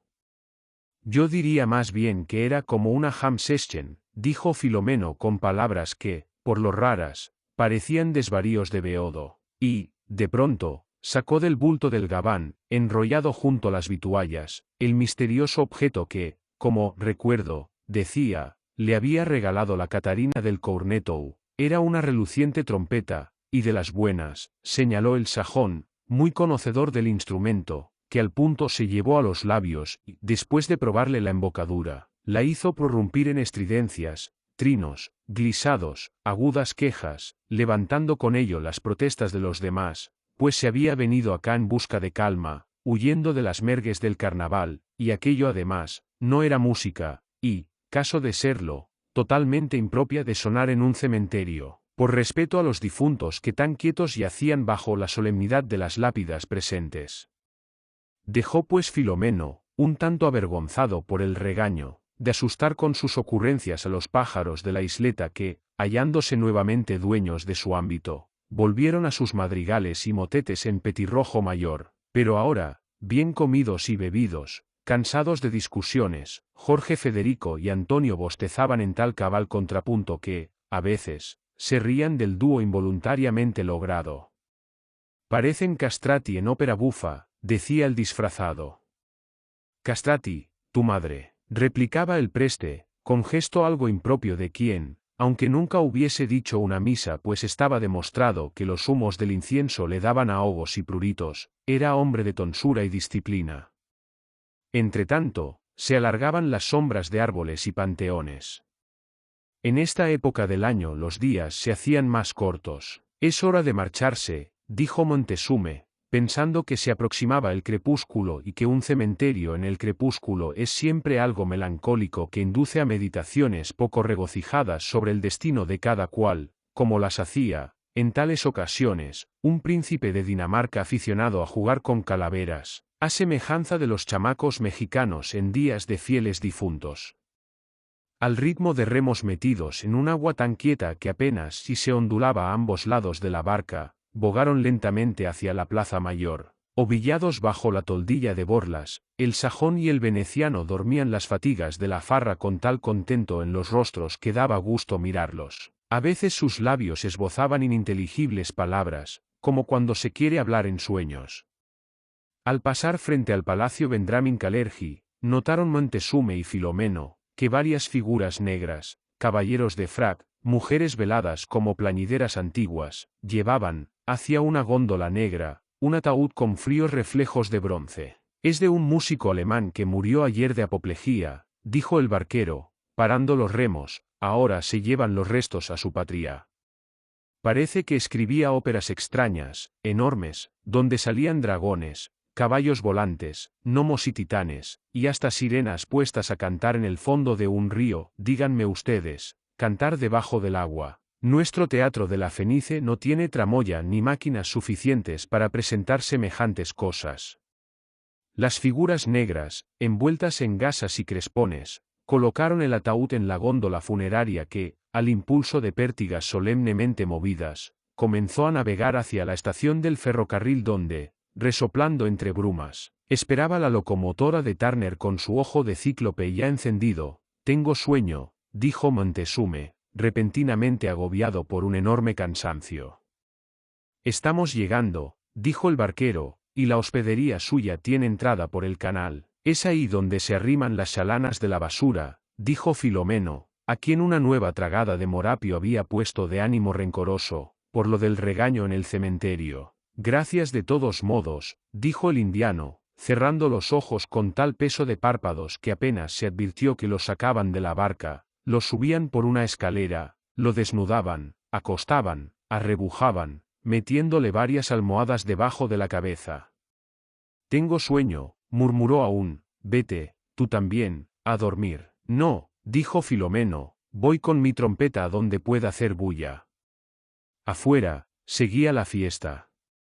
Accionando sus martillos de bronce, daban la hora los mori de la torre del orologio. 7, y los mori de la torre del orologio volvieron a dar las horas, atentos a su ya muy viejo oficio de medir el tiempo, aunque hoy les correspondiera martillar entre grisuras de otoño, envueltos en una lluvia neblinosa que, desde el amanecer, asordinaba las voces del bronce. Al llamado de Filomeno, el amo salió de un largo sueño tan largo que parecía cosa de años.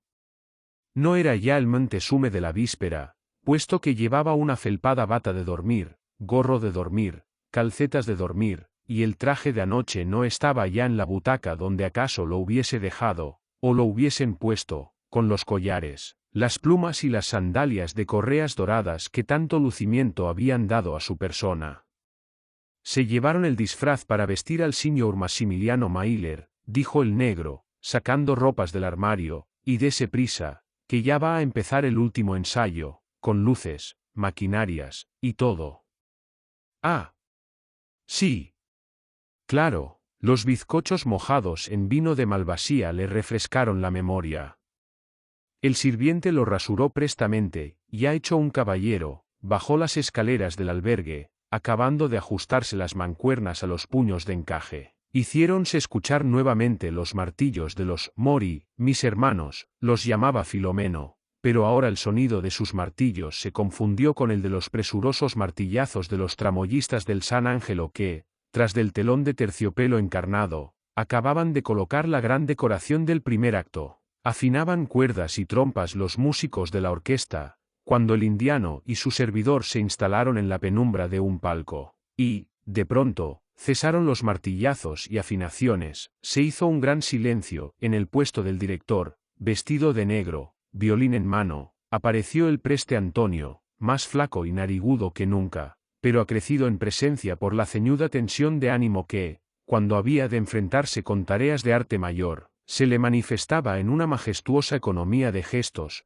parquedad muy estudiada para hacer resaltar mejor las resueltas y acrobáticas arremetidas que habrían de magnificar su virtuosismo en los pasajes concertantes. Metido en lo suyo, sin volverse para mirar a las pocas personas que, aquí, allá, se habían colado en el teatro, abrió lentamente un manuscrito, alzó el arco, como aquella noche, y, en doble papel de director y de ejecutante impar, dio comienzo a la sinfonía, más agitada y ritmada, acaso, que otras sinfonías suyas de sosegado tempo, y se abrió el telón sobre un estruendo de color.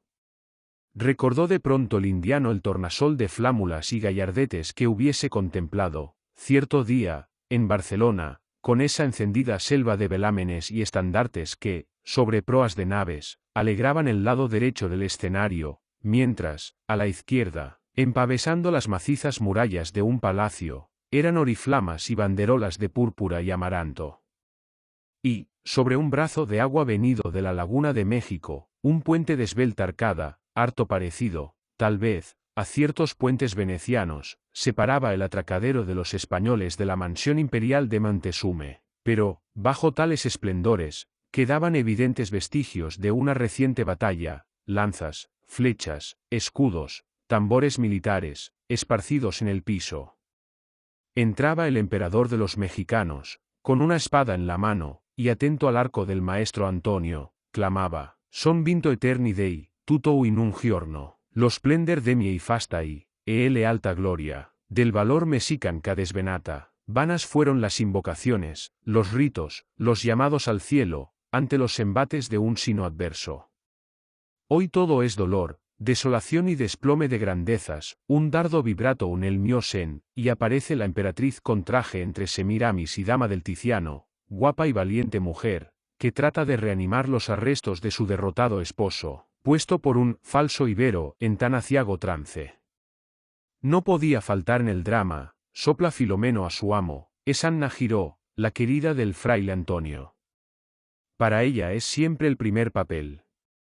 Aprenda a respetar, dice el indiano, severo, a su fámulo. Pero en eso, agachando la cabeza bajo las oriflamas aztecas que cuelgan sobre las tablas del espectáculo, aparece Teutile, personaje mencionado en la historia de la conquista de México de Mosén Antonio de Solís, que fuera cronista mayor de Indias.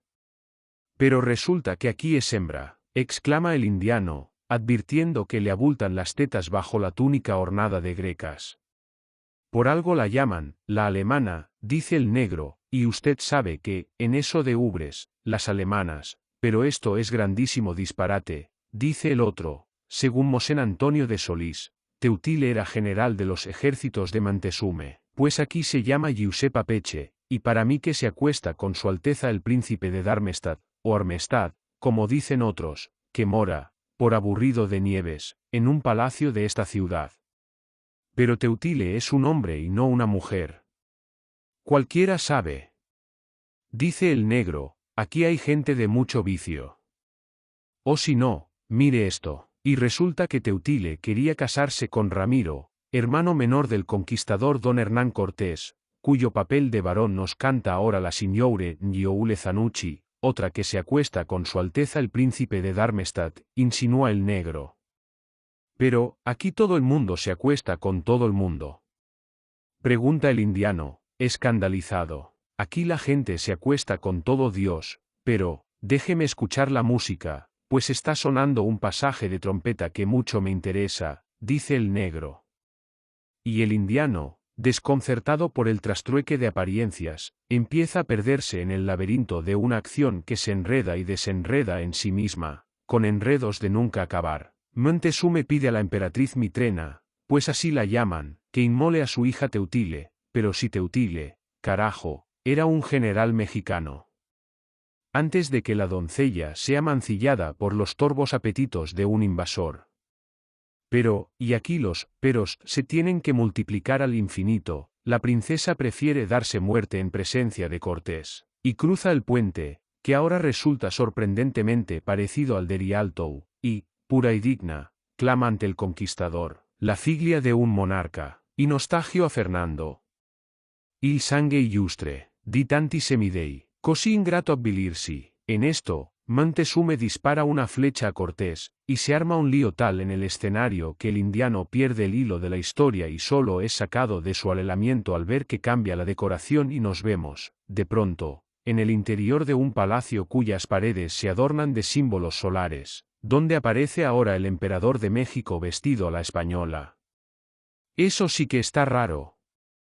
Observa el indiano, al darse cuenta de que el señor Maximiliano Mailer se ha quitado el disfraz que él, el que está aquí, en este palco, el rico, el riquísimo negociante de plata, llevaba puesto anoche, antenoche, o antenochísima, o no sé cuándo, para parecerse a los señores de la aristocracia romana que, por presumir de austeros ante las extravagancias de la Serenísima República, adoptaban ahora las modas de Madrid o de Aranjuez, como lo hacían muy naturalmente, desde siempre, los ricos señores de ultramar. Pero, de todos modos, este Montezume ataviado a la española resulta tan insólito, tan inadmisible, que la acción vuelve a enredarse, atravesarse, enrevesarse, en la mente del espectador, de tal modo que ante el nuevo atuendo del protagonista, del Jerjes vencido, de la tragedia musical, se le confunde el cantante con las tantas y tantas gentes de personalidad cambiada como pudieron verse en el carnaval vivido anoche,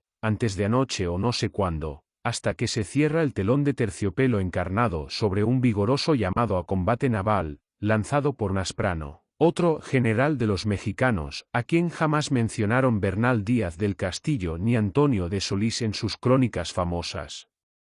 Suenan nuevamente las horas dadas por los mori del orologio, se conciertan en presurosas percusiones los martillos tramoyistas, pero el preste Vivaldi no abandona el ámbito de la orquesta, cuyos músicos se ponen a pelar naranjas o empinan las frasques del tintazo, y, sentándose en un taburete, se entrega a la tarea de revisar los papeles pautados del acto siguiente, marcando una corrección, a veces, con malhumorada pluma. Tal atención de lectura se observa en su modo de pasar las hojas, con gestos que en nada afectan la inmovilidad de su flaco lomo, que nadie se atreve a molestarlo.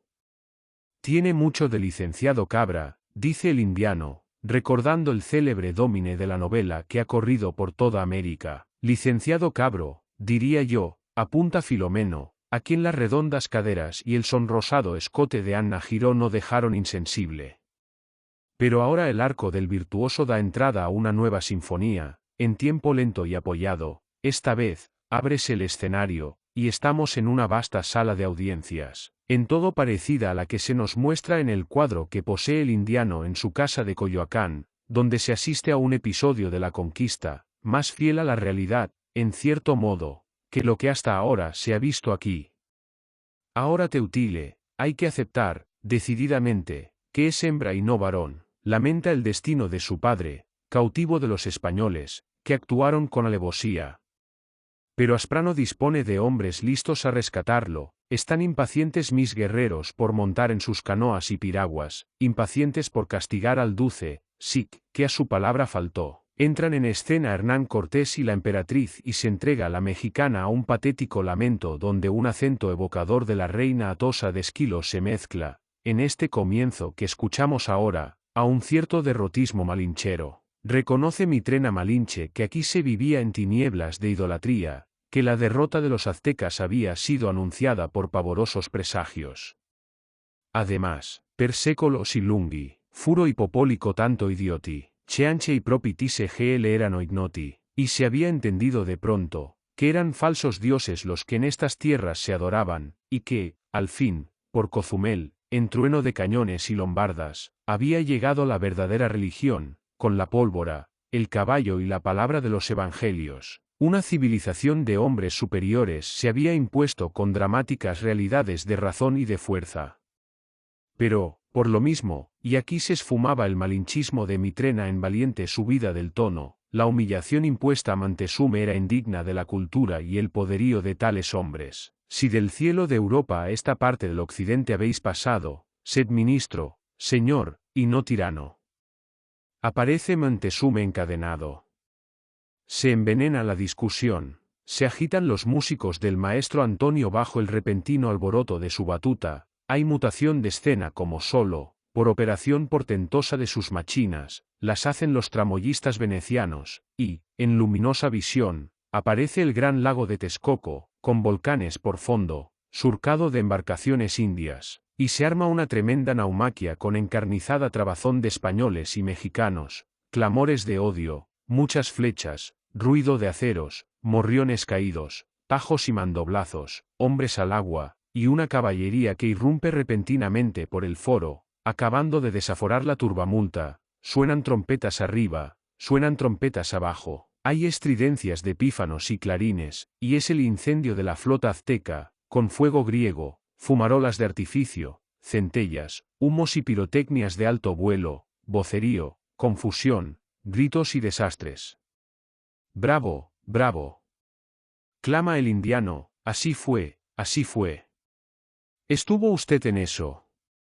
Pregunta Filomeno, socarrón. No estuve, pero digo que así fue y basta. Huyen los vencidos, se retiran los de la caballería, queda el escenario lleno de cadáveres y malheridos, y Teutile, tal daído o abandonada, quiere arrojarse a las últimas llamas de una hoguera que aún arde, para morir con gran estilo, cuando le anuncia Asprano que su propio padre le ha reservado el sublime destino de ser inmolada en el altar de los antiguos dioses, cual nueva Ifigenia, para aplacar las iras de quienes, desde el cielo, rigen el destino de los mortales. Bueno, como ocurrencia de clásica inspiración, puede pasar, opina el indiano, dudoso, al ver cerrarse nuevamente el telón encarnado, pero pronto se arma el concertante de martillazos que anuncia nuevo decorado, regresan las gentes de la música, y, tras de una breve sinfonía que nada bueno anuncia, a juzgar por lo desgarrado de las armonías, al abrirse nuevamente la embocadura del escenario, se admira una torre de maciza fábrica, con fondo panorámico, en juego óptico, de la magna ciudad de Tenochtitlán. Hay cadáveres en el suelo, cuya presencia no se explica muy bien el indiano. Y se vuelve a enredar la acción, con un Montezume nuevamente vestido de Montezume, mi traje, mi mismo traje, una Teutile cautiva, gente que parece decidida a liberarla, y una Mitrena que pretende poner fuego al edificio. Otro incendio. Pregunta Filomeno, deseoso de que se repita el anterior que fue, realmente, de un increíble lucimiento. Pero, no, ¿cómo por artes de Virlivirloque se transforma la torre en un templo, en cuya entrada se yergue la estatua amenazadora, retorcida, orejuda, tremebunda, de un dios que mucho se parece a los diablos inventados por el pintor Bosco, cuyos cuadros eran tan gustados por el rey Felipe II, y que aún se conservan sobre los siniestros pudrideros del Escorial, dios a quien unos sacerdotes, vestidos de blanco, llaman Uchiribos. ¿De dónde han sacado eso? Se pregunta el indiano. Traen a Teutile de manos atadas, y va a consumarse el cruento sacrificio, cuando el signor Massimiliano Mailer, acudiendo a las últimas energías de una voz seriamente fatigada por la desbordada inspiración de Antonio Vivaldi, larga, en heroico y sombrío esfuerzo, un lamento en todo digno del caído monarca de los persas, estrellas, habéis vencido. // ejemplo soy, ante el mundo, de la inconstancia vuestra. / rey fui, quien me jacté, de poseer divinos poderes.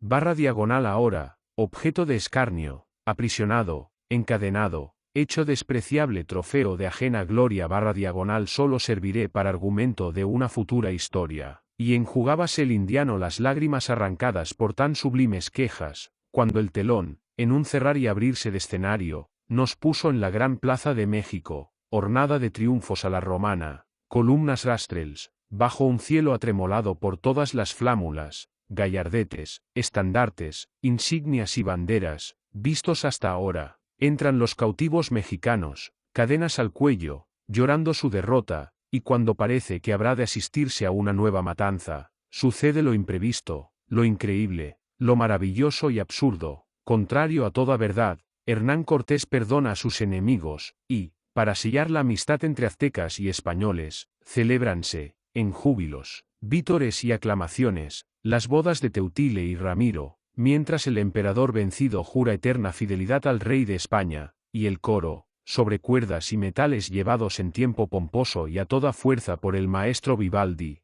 canta la ventura de la paz recobrada, el triunfo de la verdadera religión y las dichas del himeneo, marcha, epitalamio y danza general, y da capo, y otro da capo, y otro da capo, hasta que se cierra el terciopelo encarnado sobre el furor del indiano. Falso, falso, falso, todo falso.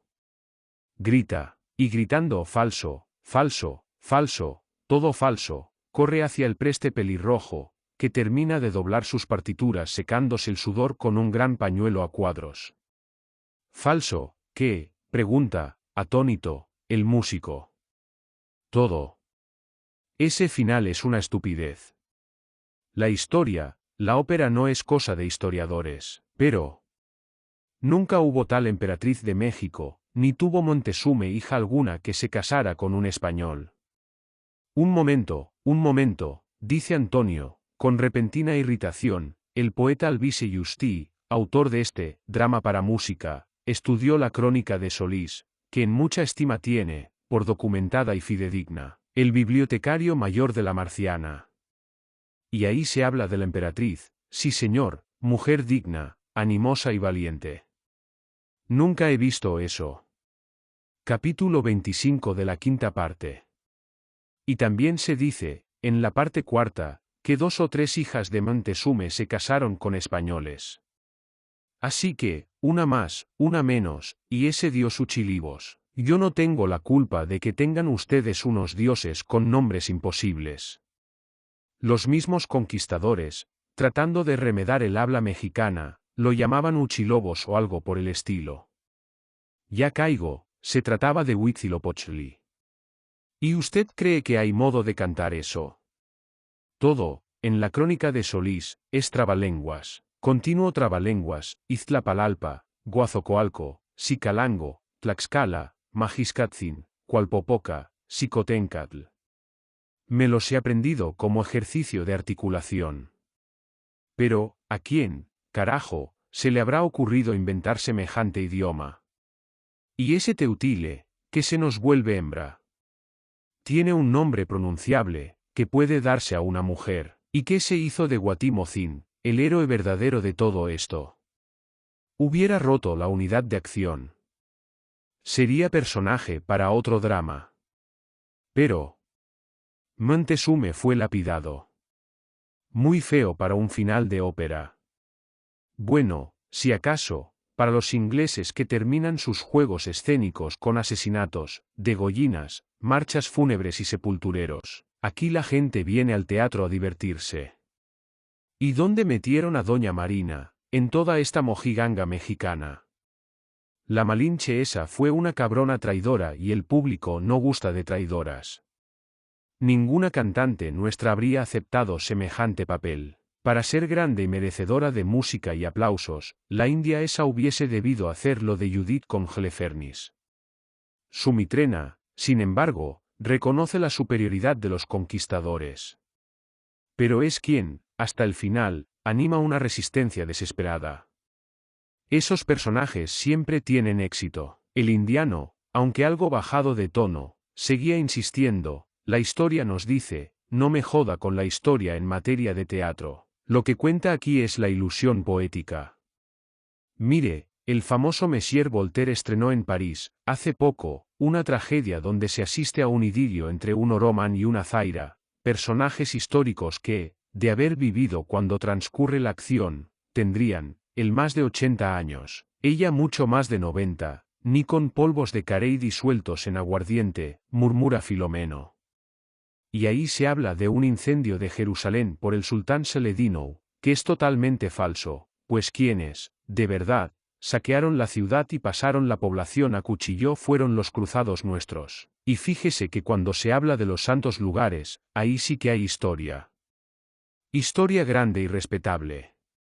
Y, para usted, la historia de América no es grande ni respetable. El preste músico metió su violín en un estuche forrado de raso fucsina. En América, todo es fábula, cuentos del Dorados y Potosíes, ciudades fantasmas, esponjas que hablan, carneros de vellocino rojo, amazonas con una teta de menos, y orejones que se nutren de jesuitas. Ahora volvía el indiano a irritarse: si tanto le gustan las fábulas, ponga música al Orlando Furioso. Ya está hecho, lo estrené hace 6 años. No me dirá que sacó en escena un Orlando que, en cueros, en pelota, cruza toda Francia y España, con los cojones al aire, antes de pasar a nado el mar Mediterráneo e irse a la luna, así, como quien no hace nada. No hablen más mierdas, dijo Filomeno, muy interesado al observar que en el escenario, abandonado por los maquinistas, la signore Peche, Teutile, y la signore Zanucci, Ramiro, ya desmaquilladas y vestidas para irse a la calle, se estrechaban en un harto apretado abrazo, felicitándose, acaso con demasiados besos, por lo bien, esa era la verdad, que habían cantado las dos. ¿Tribadismo?, preguntó el indiano, acudiendo a la más fina palabra que en aquel instante pudiese expresar sus sospechas. ¿A quién le importa eso?, exclamó el preste, respondiendo, con repentina prisa por marcharse, a una impaciente llamada de la guapa Anna Giró que había aparecido, pero ahora sin realce de luces y tramoya, al fondo del escenario. Siento que no les haya gustado mi ópera. Otra vez trataré de conseguirme un asunto más romano. Afuera, los mori del orologio acababan de martillar las 6, entre palomas ya dormidas y neblinosas garúas que, resubidas de los canales, ocultaban los esmaltes y oros de su reloj, y sonará la trompeta. Corintios, y, 52, 8, bajo la tenue llovizna que daba un cierto olor de establo al paño de los abrigos, andaba el indiano, ceñudo, metido en sí mismo, con los ojos puestos en el suelo, como contando los adoquines de la calle, azulados por las luces municipales. Sus pensamientos no acababan de exteriorizarse en un quedo murmullo, de labios para dentro, que le quedaba a medio camino entre la idea y la palabra. ¿Por qué he de verlo como agobiado por la representación en música que acabamos de ver?, le pregunta Filomeno. No sé, dice al fin el otro, dejando de malgastar la voz en soliloquios ininteligibles. El preste Antonio me ha dado mucho que pensar con su extravagante ópera mexicana. Nieto soy de gente nacida en Colmenar de Oreja y Villa Manrique del Tajo, hijo de extremeño bautizado en Medellín, como lo fue Hernán Cortés. Y sin embargo hoy, esta tarde, hace un momento, me ocurrió algo muy raro. Mientras más iba corriendo la música del Vivaldi y me dejaba llevar por las peripecias de la acción que la ilustraba, más era mi deseo de que triunfaran los mexicanos, en anhelo de un imposible desenlace, pues mejor que nadie podía saber yo, nacido allá, cómo ocurrieron las cosas. Me sorprendí, a mí mismo, en la aviesa espera de que Montezuma venciera la arrogancia del español y de que su hija, tal la heroína bíblica, degollara al supuesto Ramiro. Y me di cuenta, de pronto, que estaba en el bando de los americanos, blandiendo los mismos arcos y deseando la ruina de aquellos que me dieron sangre y apellido. De haber sido el Quijote del retablo de Maese Pedro, habría arremetido, a lanza y adarga, contra las gentes mías, de Cota y Morrión. ¿Y qué se busca con la ilusión escénica, sino sacarnos de donde estamos para llevarnos a donde no podríamos llegar por propia voluntad? Pregunta Filomeno. Gracias al teatro podemos remontarnos en el tiempo y vivir, cosa imposible para nuestra carne presente, en épocas por siempre idas. También sirve, y esto lo escribió un filósofo antiguo, para purgarnos de desasosiegos ocultos en lo más hondo y recóndito de nuestro ser. Ante la América de artificio del mal poeta Justí, dejé de sentirme espectador para volverme actor. Celos tuve del Massimiliano Mailer, por llevar un traje de Montezume que, de repente, se hizo tremendamente mío. Me parecía que el cantante estuviese representando un papel que me fuera asignado, y que yo, por blando, por pendejo, hubiese sido incapaz de asumir, y, de pronto, me sentí como fuera de situación, exótico en este lugar, fuera de sitio, lejos de mí mismo y de cuanto es realmente mío. A veces es necesario alejarse de las cosas, poner un mar de por medio, para ver las cosas de cerca. En aquel momento martillaron, como lo venían haciendo desde hacía siglos, los Mori del orologio. Ya me jode esta ciudad, con sus canales y gondoleros. Ya me he tirado a la Ancilla, la Camilla, la Zulieta, la Angeleta, la Quetine, la Faustoya, la Spaine, la Gatina, y otras muchas cuyos nombres he olvidado, y basta. Regreso a lo mío esta misma noche. Para mí es otro el aire que, al envolverme, me esculpe y me da forma. Según el preste Antonio, todo lo de allá es fábula. De fábulas se alimenta la gran historia, no te olvides de ello. Fábula parece lo nuestro a las gentes de acá porque han perdido el sentido de lo fabuloso. Llaman fabuloso cuanto es remoto, irracional, situado en el ayer, marcó el indiano una pausa, no entienden que lo fabuloso está en el futuro. Todo futuro es fabuloso, andaban, ahora, por la alegre calle de la Mercería, menos animada que otras veces, a causa de la llovizna que ya, de tanto caer, comenzaba a gotear del ala de los sombreros. El indiano recordó entonces los encargos que, la víspera de su viaje, le habían hecho, allá en Coyoacán, sus amigos y contertulios. Nunca había pensado, desde luego, en reunir las solicitadas muestras de mármoles, el bastón de ámbar polonés, el raro infolio del estacionario caldeo, ni quería lastrar su equipaje con barrilillos de marrasquino ni monedas romanas. En cuanto a la mandolina incrustada de nácar, que la tocara la hija del inspector de pesas y medidas en su propia carne, que bien templada y afinada para eso la tenía, pero ahí, en aquella tienda de música, debían hallarse las sonatas, los conciertos, los oratorios, que bien modestamente le pidiera el maestro de cantar y tañer del pobre Francisquillo. Entraron. El vendedor les trajo, para empezar, unas sonatas de Domenico Scarlatti, rico tipo, dijo Filomeno, recordando la noche aquella. Dicen que está en España el muy cabrón, donde ha conseguido que la infanta María Bárbara, generosa y querendona, corra con sus deudas de juego, que le seguirán creciendo mientras quede una baraja en mesa de coime.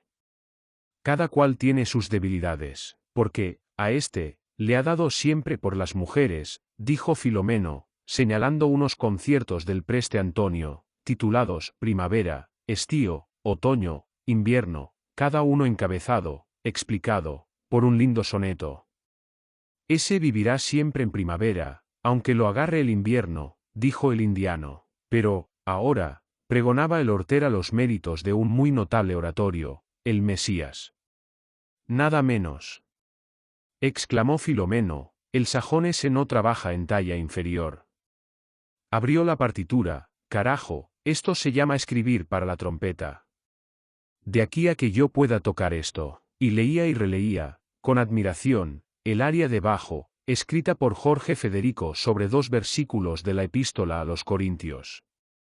Y, sobre notas que solo un ejecutante de primera fuerza podría sacar de su instrumento, estas palabras que parecen cosa de spiritual, de trumpets shall sound, and the dead shall be raised, incorruptible, incorruptible, and we shall be changed, and we shall be changed, the trumpets shall sound, the trumpets shall sound, recogido el equipaje, guardadas las músicas en una petaca de sólido cuero que ostentaba el adorno de un calendario azteca, se encaminaron, el indiano y el negro, a la estación del ferrocarril. Faltando minutos para la salida del expreso, se asomó el viajero a la ventanilla de su compartimiento de los vagons Litschkup. Siento que te quedes, dijo a Filomeno que, algo escalofriado por la humedad, esperaba en el andén. Me quedó un día más. Para mí, lo de esta noche, es oportunidad única. Me lo imagino. ¿Cuándo volverás a tu país? No lo sé. Por lo pronto, iré a París. Las hembras, la Torre Eiffel. No. Hembras hay en todas partes. Y la Torre Eiffel ha dejado, desde hace tiempo, de ser un portento. Asunto para pisapapel, si acaso. Entonces. En París me llamarán Monsieur Philomene, así, con PH y un hermoso acento grave en la E. En La Habana, solo sería, el negrito Filomeno, punto. Eso cambiará algún día. Se necesitaría una revolución. Yo desconfío de las revoluciones. Porque tiene mucha plata, allá en Coyoacán. Y los que tienen plata no aman las revoluciones. Mientras que los yos, que somos muchos y seremos máses cada día. Martillaron una vez más, ¿y cuántas veces, en siglos y siglos? Los mori del orologio. ¿Acaso los oigo por última vez? Dijo el indiano, mucho aprendí con ellos en este viaje. Es que mucho se aprende viajando. Basilio, el gran Capadocio, santo y doctor de la Iglesia, afirmó, en un raro tratado, que Moisés había sacado mucha ciencia de su vida en Egipto y que Daniel resultó tan buen intérprete de sueños, y con lo que gusta eso ahora, fue porque mucho le enseñaron los magos de la Caldea. Saque usted provecho de lo suyo, dijo Filomeno, que yo me ocuparé de mi trompeta. Quedas bien acompañado, la trompeta es activa y resuelta. Instrumento de malas pulgas y palabras mayores. Por ello es que suena tanto en juicios de gran instancia, a la hora de ajustar cuentas a cabrones e hijos de puta, dijo el negro. Para que esos se acaben habrá que esperar el fin de los tiempos, dijo el indiano. Es raro, dijo el negro, siempre oigo hablar del fin de los tiempos, porque no se habla, mejor, del comienzo de los tiempos. Ese, será el día de la resurrección, dijo el indiano. No tengo tiempo para esperar tanto tiempo, dijo el negro. La aguja grande del reloj de entrevías saltó el segundo que lo separaba de las 8 p.m. El tren comenzó a deslizarse casi imperceptiblemente, hacia la noche. Adiós. ¿Hasta cuándo? Hasta mañana, o hasta ayer, dijo el negro, aunque la palabra ayer se perdió en un largo silbido de la locomotora. Se volvió Filomeno hacia las luces, y parecióle, de pronto, que la ciudad había envejecido enormemente. Salíanle arrugas en las caras de sus paredes cansadas, fisuradas, resquebrajadas, manchadas por las herpes y los hongos anteriores al hombre, que empezaron a roer las cosas no bien éstas fueron creadas, los campaniles, caballos griegos, pilastras siriacas, mosaicos, cúpulas y emblemas, harto mostrados en carteles que andaban por el mundo para atraer a las gentes de travelers checks, habían perdido, en esa multiplicación de imágenes, el prestigio de aquellos santos lugares que exigen, a quien pueda contemplarlos, la prueba de viajes erizados de obstáculos y de peligros. Parecía que el nivel de las aguas hubiese subido. Acrecía el paso de las lanchas de motor, la agresividad de olas mínimas, pero empeñosas y constantes, que se rompían sobre los pilotajes, patas de palo y muletas, que todavía alzaban sus mansiones, efímeramente alegradas, aquí, allá, por maquillajes de albañilería y operaciones plásticas de arquitectos modernos. Venecia parecía hundirse, de hora en hora, en sus aguas turbias y revueltas. Una gran tristeza se cernía, aquella noche, sobre la ciudad enferma y socavada. Pero Filomeno no estaba triste.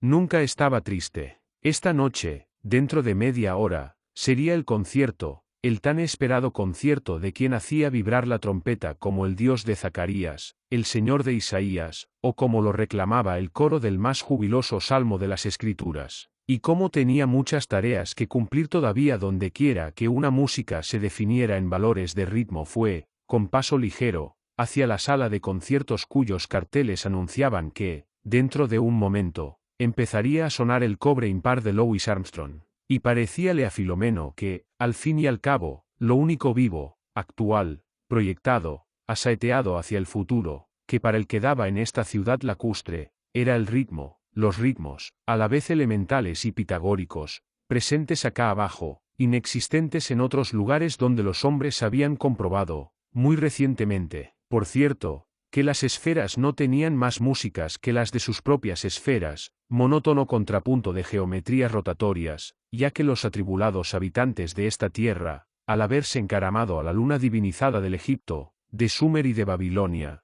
solo habían hallado en ella un basurero sideral de piedras inservibles, un rastro rocalloso y polvoriento, anunciadores de otros rastros mayores, puestos en órbitas más lejanas, ya mostrados en imágenes reveladas y reveladoras de que, en fin de cuentas, la tierra esta, bastante jodida a ratos, no era ni tan mierda ni tan indigna de agradecimiento como decían algunos, que era, dijérase lo que se dijera, la casa más habitable del sistema, y que el hombre que conocíamos, muy maldito y fregado en su género, sin más gentes con quienes medirse en su ruleta de mecánicas solares, acaso elegido por ello, nada demostraba lo contrario, no tenía mejor tarea que entenderse con sus asuntos personales, que buscara la solución de sus problemas en los hierros de Ogún o en los caminos de Legua, en el Arca de la Alianza o en la expulsión de los mercaderes, en el gran bazar platónico de las ideas y artículos de consumo o en la apuesta famosa de Pascal y Ceo.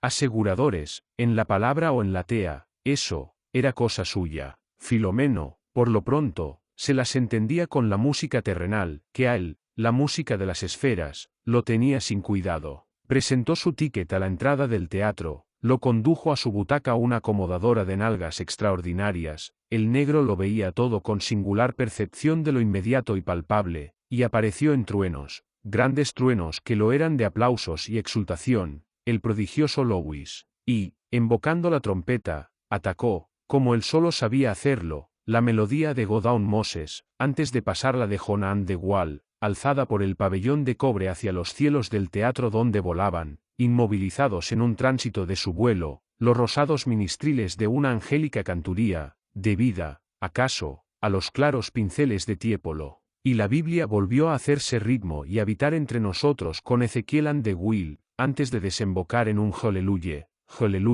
que evocó, para Filomeno, de repente, la persona de aquel, el Jorge Federico de aquella noche, que descansaba, bajo una abarrocada estatua de Roubiliac, en el gran club de los mármoles de la abadía de Westminster, junto al Purcell que tanto sabía, también, de místicas y triunfales trompetas, y concertábanse ya en nueva ejecución, tras del virtuoso, los instrumentos reunidos en el escenario, saxofones, clarinetes, contrabajo, guitarra eléctrica, tambores cubanos, maracas, no serían, acaso, aquellas tipinaguas mentadas alguna vez por el poeta Balboa, címbalos, maderas chocadas en mano a mano que sonaban a martillos de platería, cajas destimbradas, escobillas de flecos, címbalos y triángulos istros, y el piano de tapa levantada que ni se acordaba de haberse llamado, en otros tiempos, algo así como un clave bien temperado. El profeta Daniel, ese, que tanto había aprendido en Caldea,